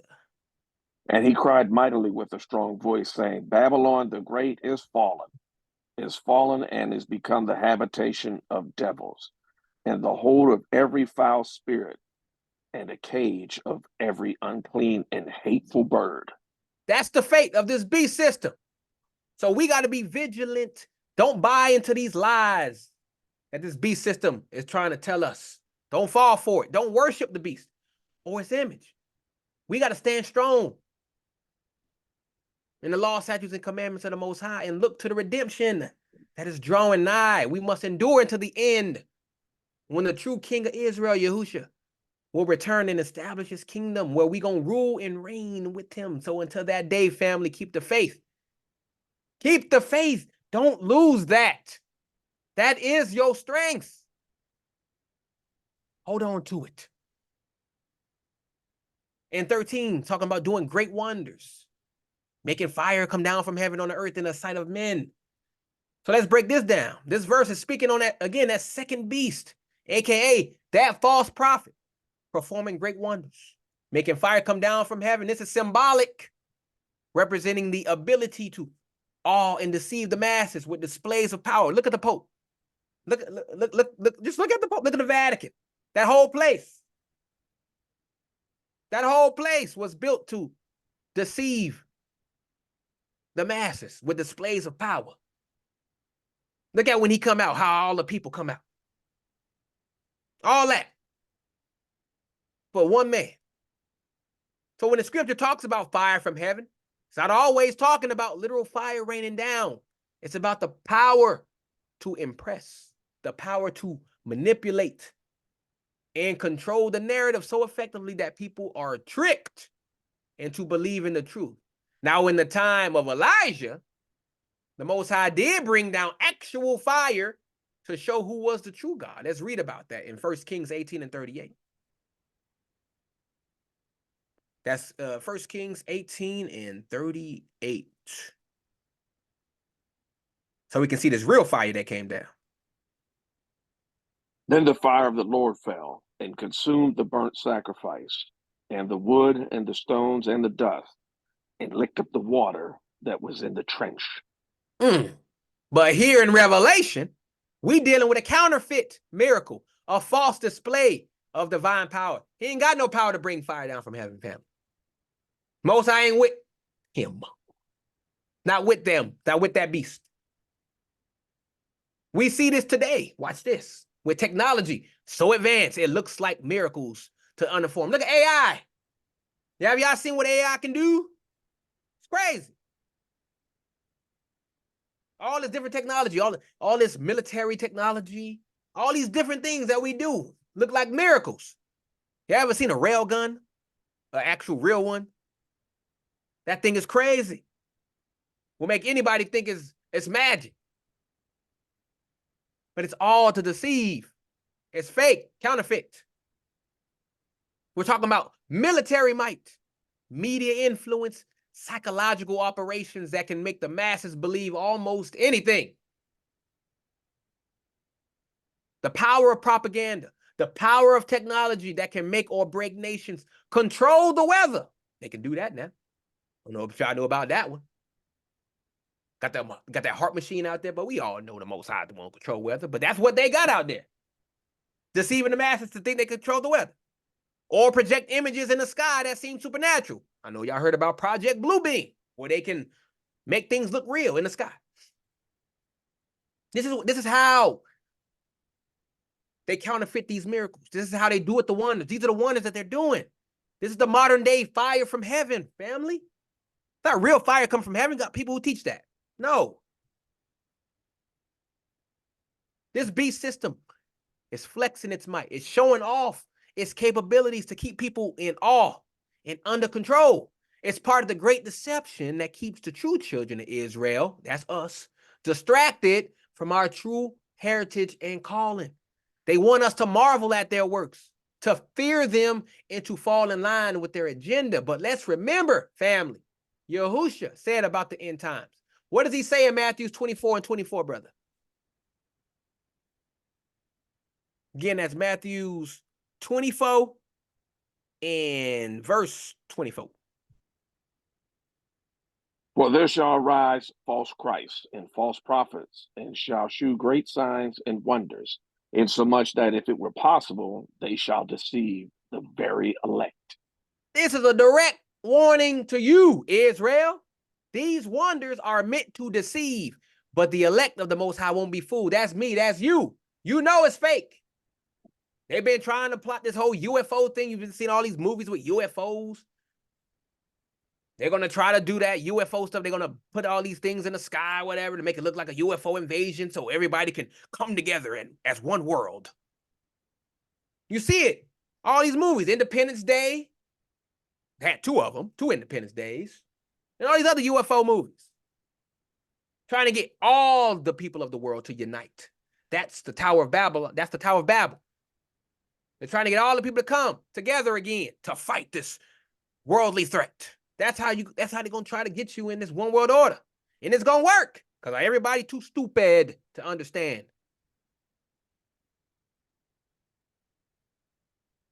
We can't be getting caught up in the smoke and mirrors, fam. The technology, the political theater, this red versus blue, it's all crap. They're all distractions, keeping us from focusing on who? The Most High in his law, statutes, and commandments, and from recognizing our true enemy, which is the devil. This is a spiritual fight, family. This beast system is part of that spiritual wickedness. And its wonders are designed to keep us bound to this system. That's what it's here for. It's to keep you in bondage to it. But hold up. Ain't no power greater than the Most High. Yah's power is real. And when Yahushua returns, all these counterfeit miracles, all this stuff is going to be exposed for the lies they are. We're going to be set above all nations, Israel, when the Most High gets back. Understand this. Don't be swayed by these so-called wonders, because when the true fire truly comes down from heaven again, it won't be to deceive. It'll be to purify and to claim victory for the Most High and his people. That's you, that's me, and the other brothers and sisters scattered to the 4 corners. That's going to be for you. And then on verse 14, and deceiveth them that dwell on the earth by the means of these miracles which he had power to do in the sight of the beast, saying to them that dwell on the earth that they should make an image to the beast, which had the wound by a sword and did live. So let's see how this got something to do with you, Israel. Now this verse here is talking about the grand deception, the ultimate bamboozlement that's being pulled over the eyes of the people on earth. The second beast, the false prophet, running the game so smooth that folks are straight up entranced by these miracles, which ain't nothing but tricks when you get down to it. I just told you about it.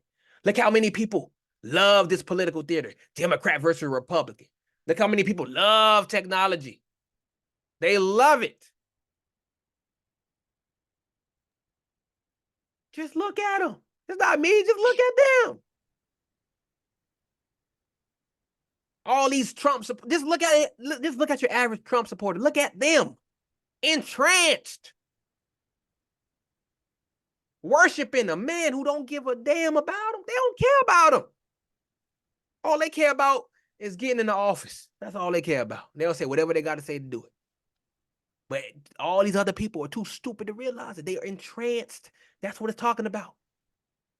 So here's what's going on. These miracles, I told you, technology, media, entertainment industry, modern day sorcery, if you will. They're the tools used to keep the masses asleep, to keep them from knowing who they are, especially the true Israelites, these black people. This beast system is using every tool in its arsenal to make sure we stay at the bottom, disconnected from our heritage in the Most High. The scripture is laying it out. They're convincing people to make an image to this beast. Now, what's that about, this image? Worship. It's about worship. It's about idolatry. They set up this system, this government, this society as something to be revered, honored, and obeyed above all else. Look how many people, look how many people worship America. Just look at the average American. Got the flags, rebel flags, got the big old pickup truck, got the gun collection, all that. America, America, yeah. Look, just look. It's right there. Look how many people, look how many of our people worship America. That's the true question. Look how many people in other countries that we're scattered to. Look how they worship their country. They worship the people at the top of those countries. They worship those holidays and all that stuff over there. This is what we're talking about here in this verse. This is what it's talking about. It's replacing our devotion here to the Most High with allegiance. That's why you pledge allegiance every time. The Pledge of Allegiance. When you got to stand up, they sing the national anthem. You got to put your hand over your heart. That's what they're doing. Instead of placing our devotion in the Most High, we're placing our allegiance to a corrupt and wicked system that's designed to keep us oppressed. So stupid. Our people are pledging allegiance to a system that don't like them, that has enslaved them and continue to enslave them and keep them on the bottom. But they pledge allegiance to them because they give them a little bit of money. They give them a little bit of fame, and they sell out. That's what this verse is talking about. Now consider the words of the prophet Isaiah. If we go over to 42, Isaiah 42 and verse 8. Isaiah 42 and verse number 8. Watch this. I am the Lord, that is my name, and my glory will I not give to another, neither my praise to graven images. Yet, here we are, seeing people, our people, and all these other nations, giving glory to a system that's nothing but a graven image, a representation of man's arrogance and rebellion against the Most High. That's what all these countries are about. Arrogance. Look how they talk. Look how they act. Arrogant, prideful. They think nothing gonna happen to them until it does. And then they crying. Look at Saddam Hussein. Found him in a hole. That nigga was looking rough.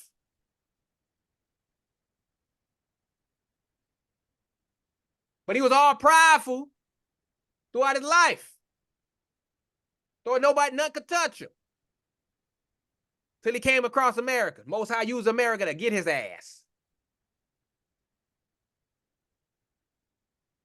Look pathetic. And that's how most of these people are. This is the system. This is how it's made them.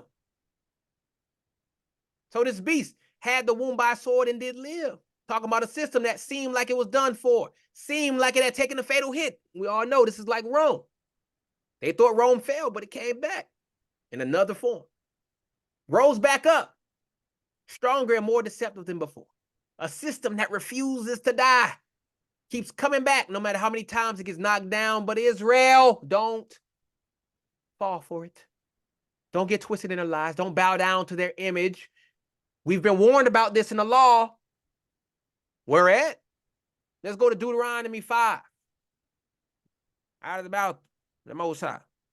Deuteronomy 5 warns us about this. 8 and 9. Deuteronomy 5, 8 and 9. What does the Most High say? Thou shalt not make thee any graven image or any likeness of anything that is in heaven above, or that is in the earth beneath, or that is in the waters beneath the earth. Thou shalt not bow down thyself unto them, nor serve them. For I, the Lord thy God, am a jealous God, visiting the iniquity of thy fathers upon the children unto the third and fourth generation of them that hate me. So the Most High is not playing around with this idolatry crap.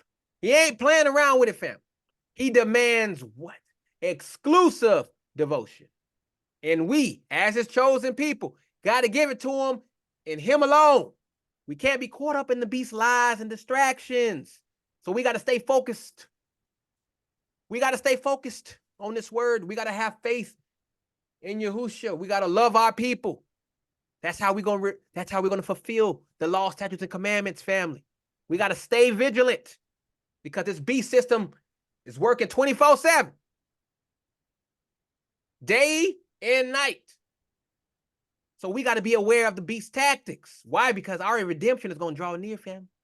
And when Yahushua returns, all, I repeat, all, capital A, capital L, capital L, all these false systems, all these idols, they going down. Like Young Jock say, it's going down. They going down, family. Never to return again. The Most High has chosen us, chosen you.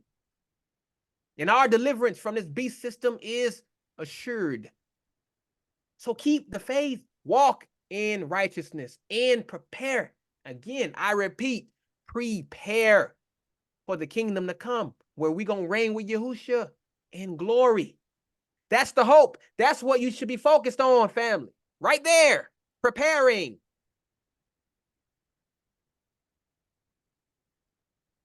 Don't listen. Don't care about no election. Because we know that's coming up. We don't care about that. Because we know whoever the president is, they're going to be furthering the beast system.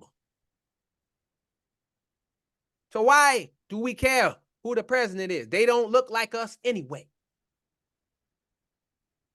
You focus on the kingdom.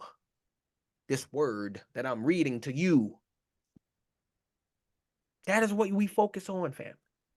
And so we come down to the final verses, verses 15 and 18. And after that, we done. Back to Revelation 13, 15 through 18.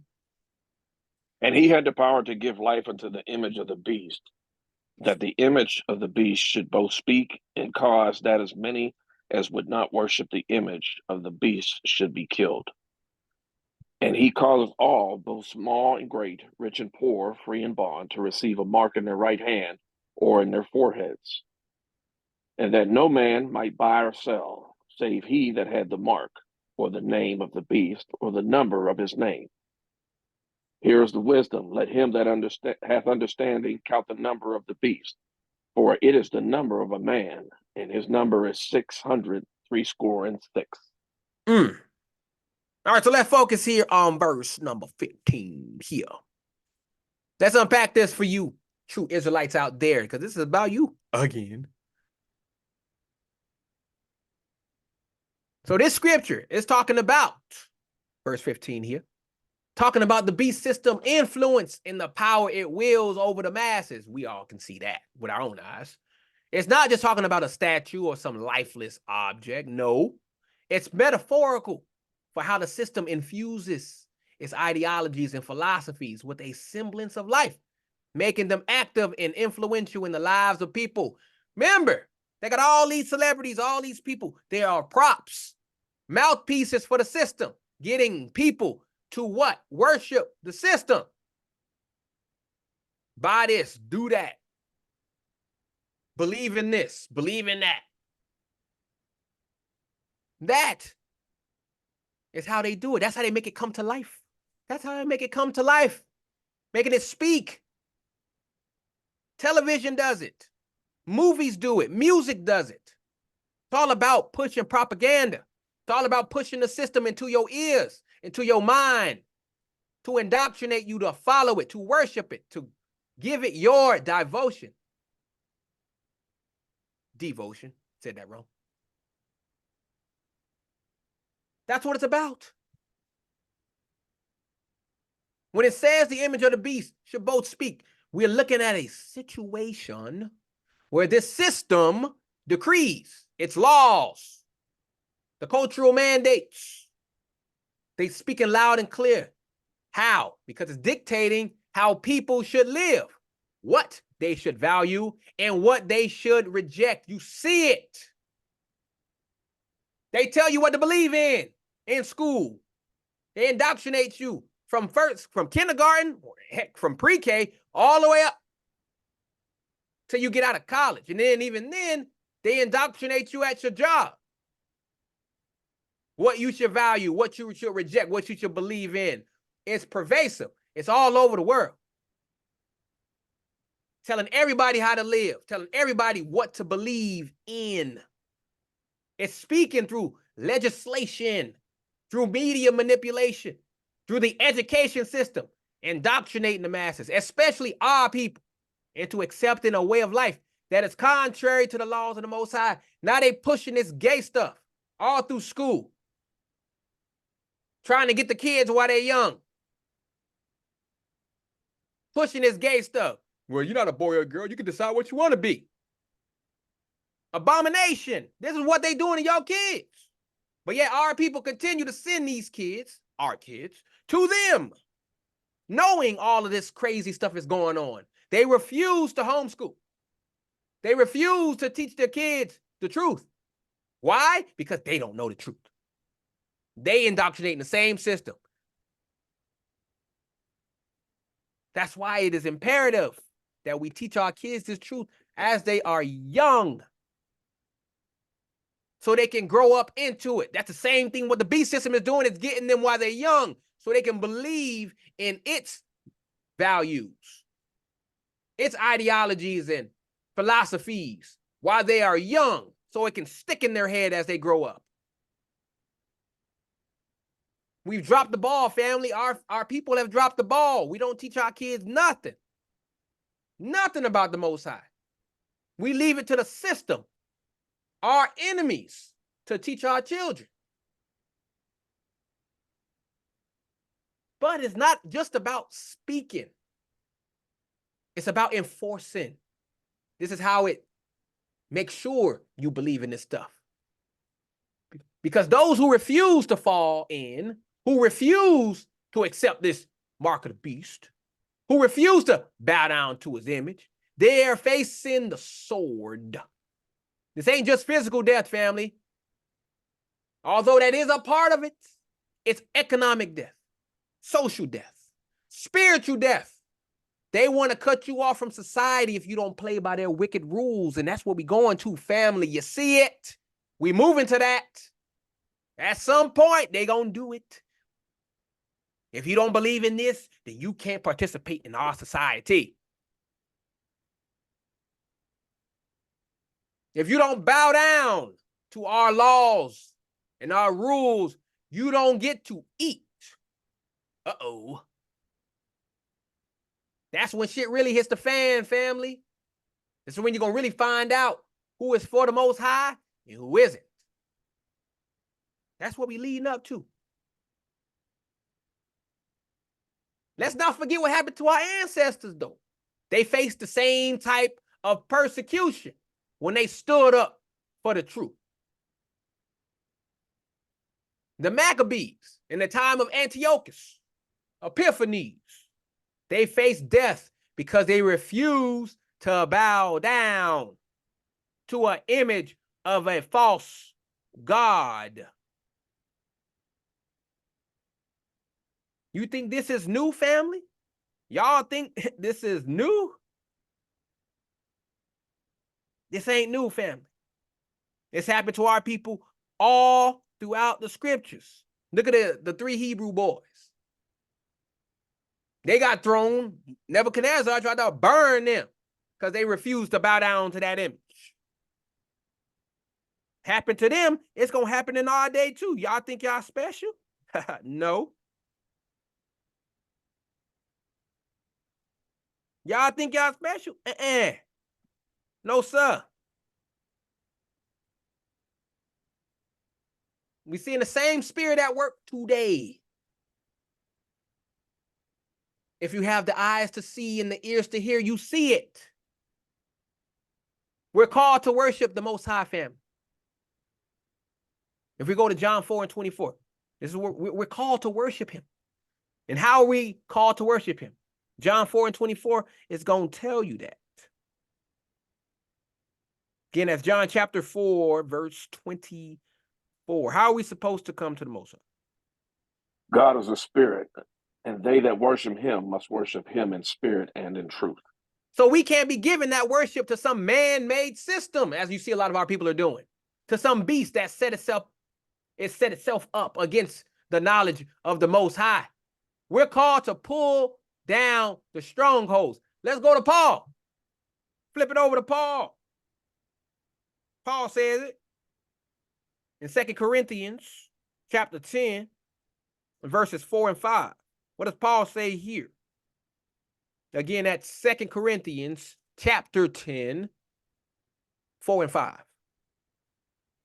For the weapons of our warfare are not carnal, but the mighty through God to the pulling down of strongholds, casting down imaginations and every high thing that exalted itself against the knowledge of God, and bringing into captivity every thought to the obedience of Christ.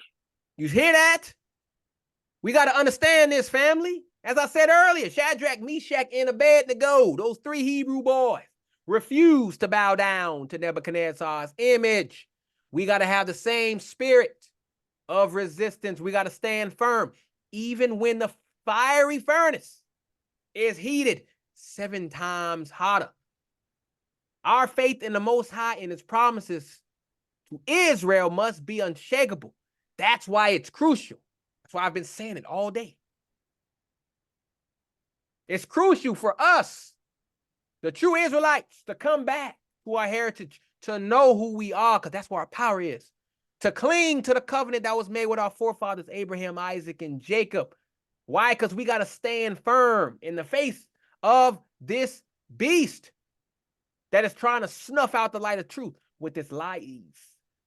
It's lies and deception. So we got to gird up our loins. We got to put on that armor of God.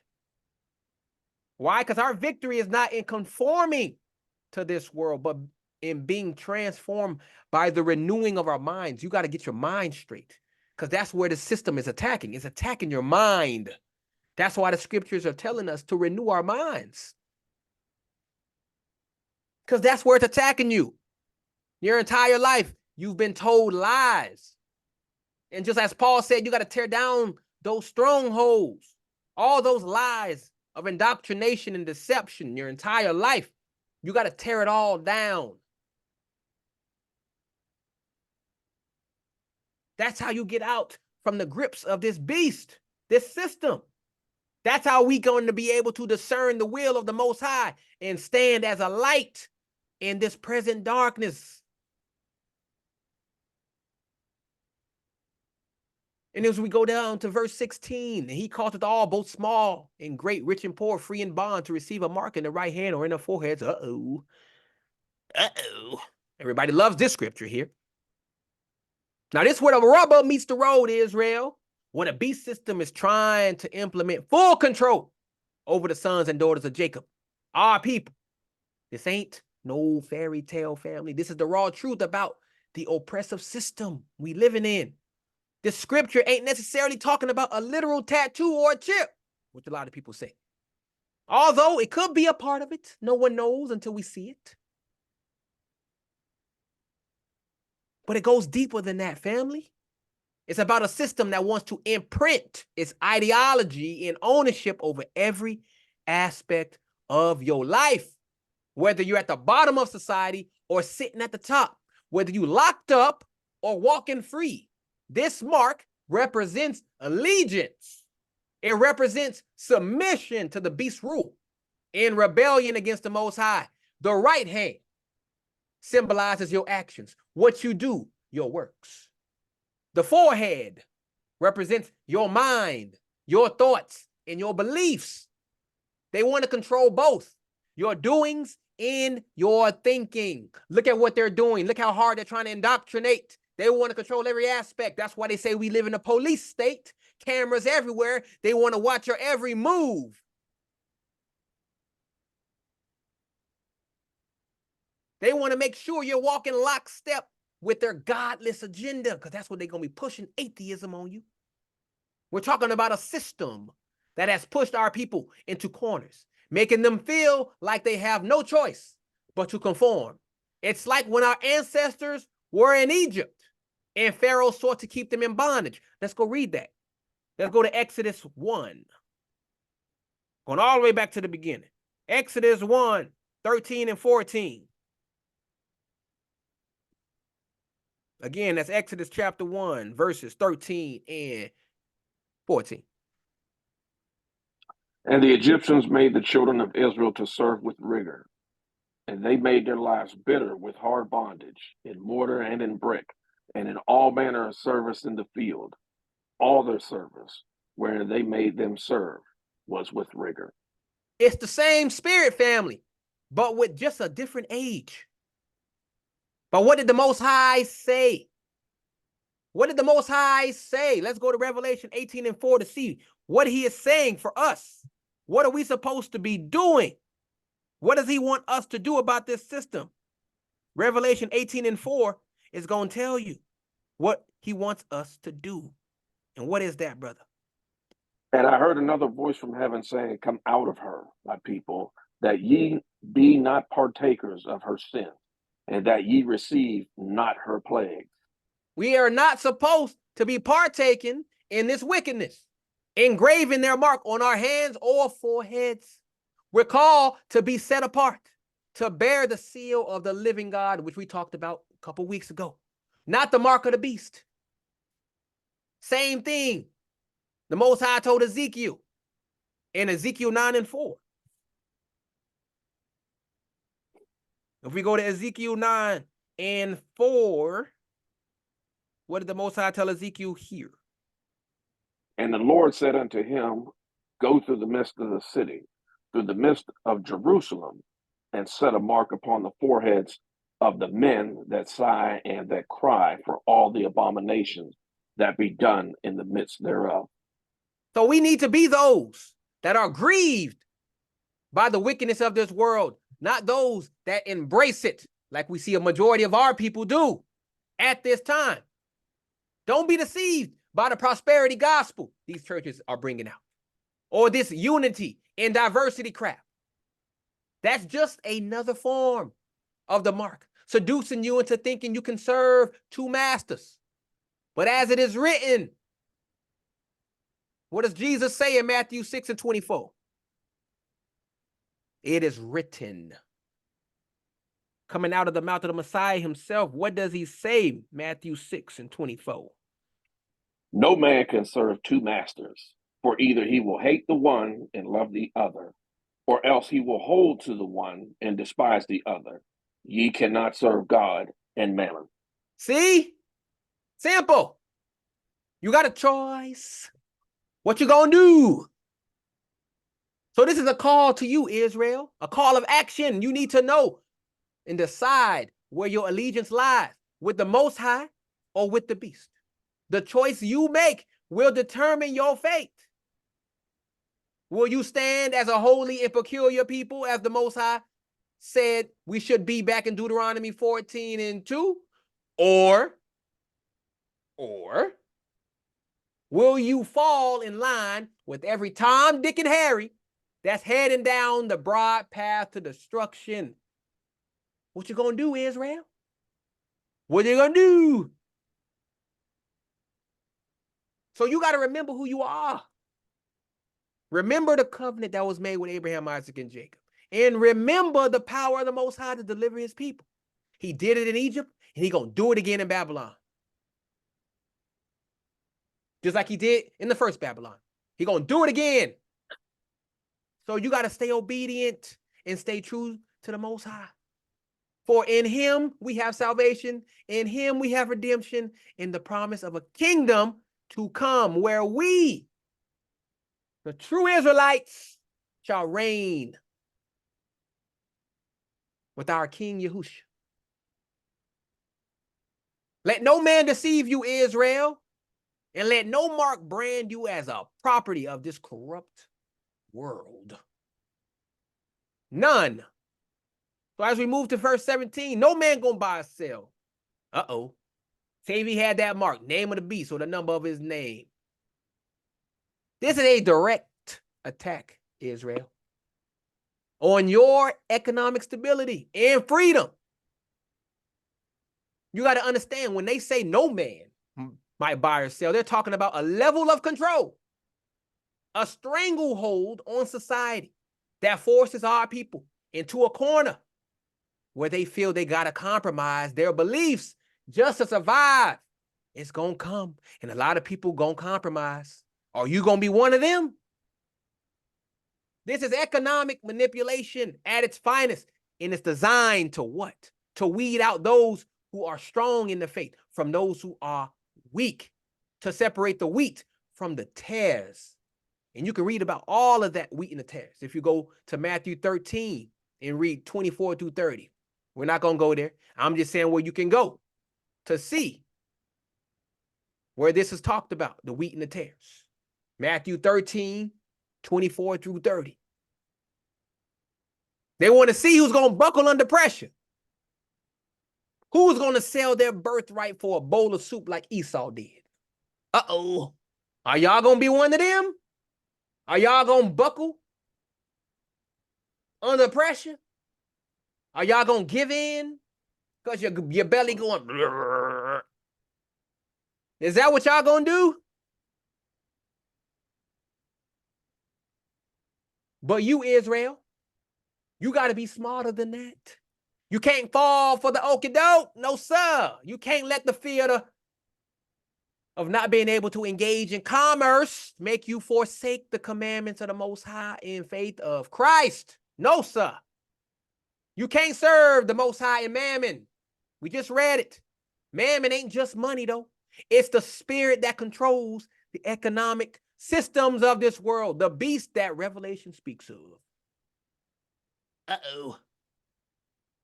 Control it all aspects of the world the beast controls.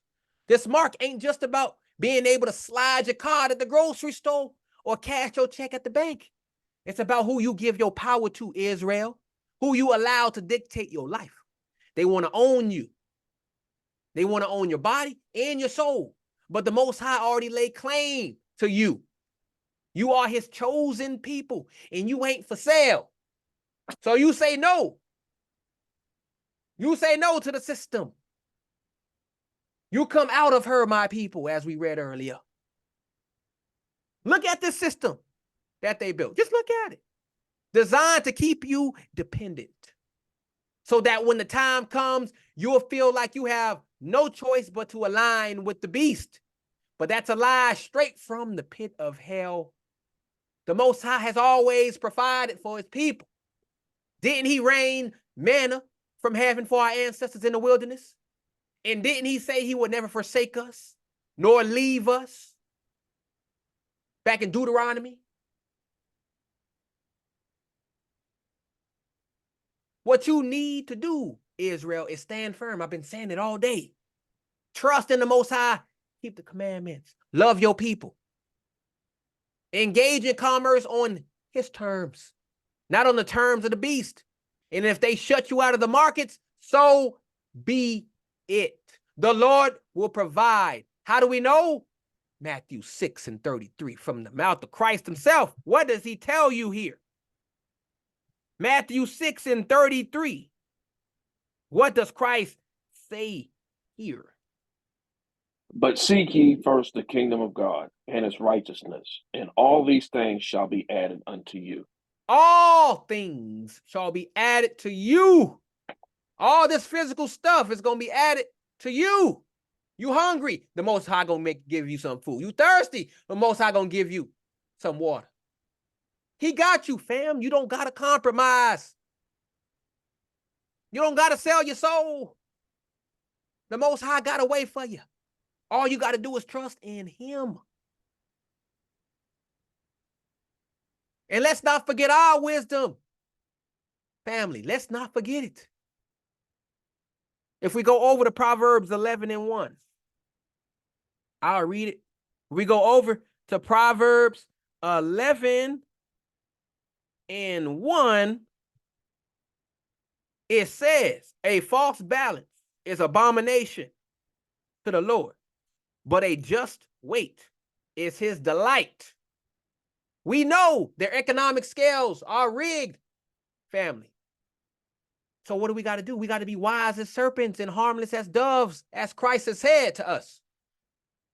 We got to navigate this corrupt system while keeping our garments unspotted from the world, as James said. So Israel, don't fear the days to come. No, sir. Don't fear the mark of the beast or its economic blackmail, because that's what it is. Fear the Lord. And why do we fear the Lord? Because it is the beginning of wisdom, as it was said in Proverbs. You keep his commandments through faith and love for your people in him, which is the whole duty of man, as Solomon said in Ecclesiastes.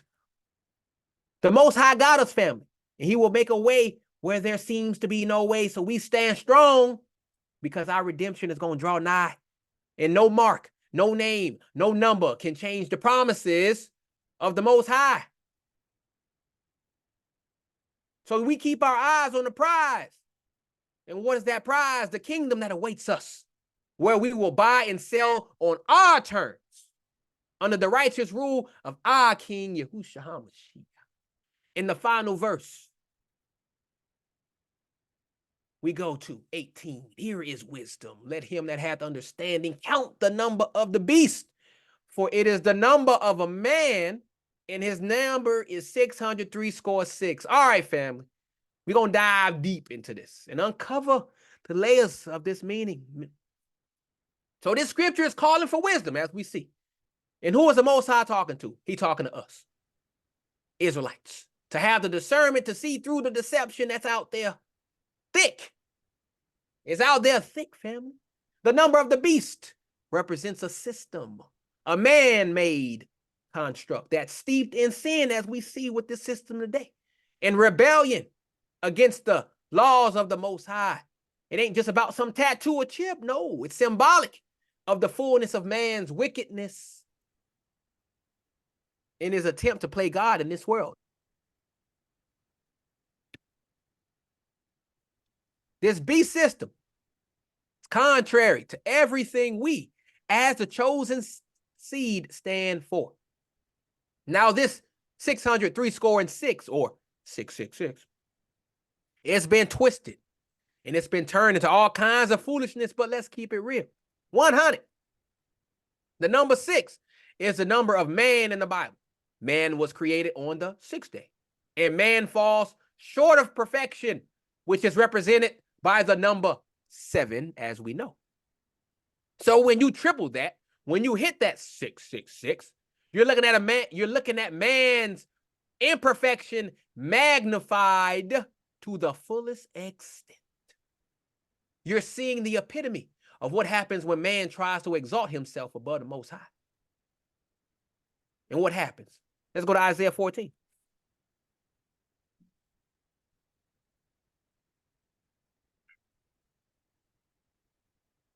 What happened? What happens to the man here who tries to ascend, exalt himself above the Most High? Isaiah 14, 14 and 15. I will ascend above the heights of the clouds. I will be like the Most High. Yet thou shalt be brought down to hell, to the sides of the pit. Uh-oh. Wow. That's pretty deep, family. That's pretty deep.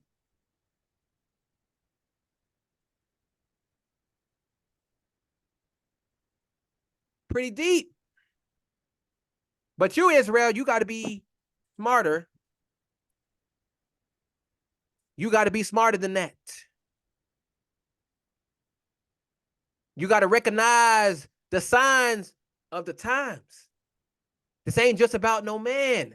It's about a spirit, a collective mindset that's spread across the earth, one that seeks to oppress and control the people of the Most High. You see it. Every nation we go to, we oppressed. That's sin magnified. That's the 666 magnified to the fullest extent. Full wickedness on display. Full wickedness, family. It's the same spirit that held us in chains. The same spirit that colonized our lands. And it's now the same spirit that now seeks to colonize our minds with doctrines that go against everything written in the scriptures. Remember, this is a spiritual war. This is the true nature of the beast. Spiritual battle. One that requires us to gird up our loins with the truth and put on that whole armor of the Most High so that we can stand against the wiles of the devil. That's what this is all about. And for those out there who think they can calculate their way to figuring out who the beast is, let me remind you what 1 Corinthians 1, 19 and 20 say. Because we got these people who can calculate their way, trying to figure out who the beast is. Or they say, oh, the beast Obama. Oh, no, the beast is corrupt. Oh, the beast is blah, blah, blah, blah, blah. What does 1 Corinthians 1, 19 and 20 say, brother? For it is written, I will destroy the wisdom of the wise, and I will bring to nothing the understanding of the prudent. Where is the wise? Where is the scribe? Where is the disputer of this world? Hath not God made foolish the wisdom of this world? You ain't going to outthink the Most High. Sorry, Christians. Trying to do your calculations and all that to figure out who this is. Who is this? Who is this? It's not a him. It's a system. Poof. Blew your minds. Everybody thinks it's a man. It's a man. It's a man. No, it's a system. I thought it was a man too when I first came in too. And then I started getting this wisdom from the Most High. It's not a man. It's not a man. It's a system. It's made by man, yeah. But it's not a man. A specific man. No, sir. So Israel, what do you need to do, fam?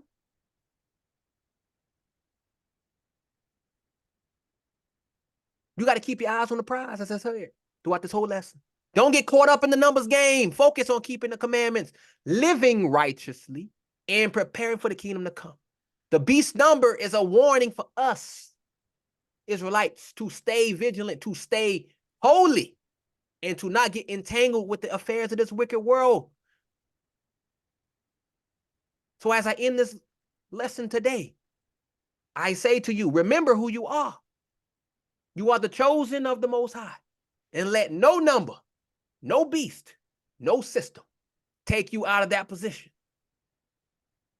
So for the last time I say, stay strong in the faith of Yahushua, because through him, we have the victory. And when he returns, all these numbers and beasts and systems will be nothing but dust under his feet. I end my sermon. Shalom to everybody in the chat. Thank you for listening. And I end it there. All praises and great glory to the Most High Yah. I leave it to you.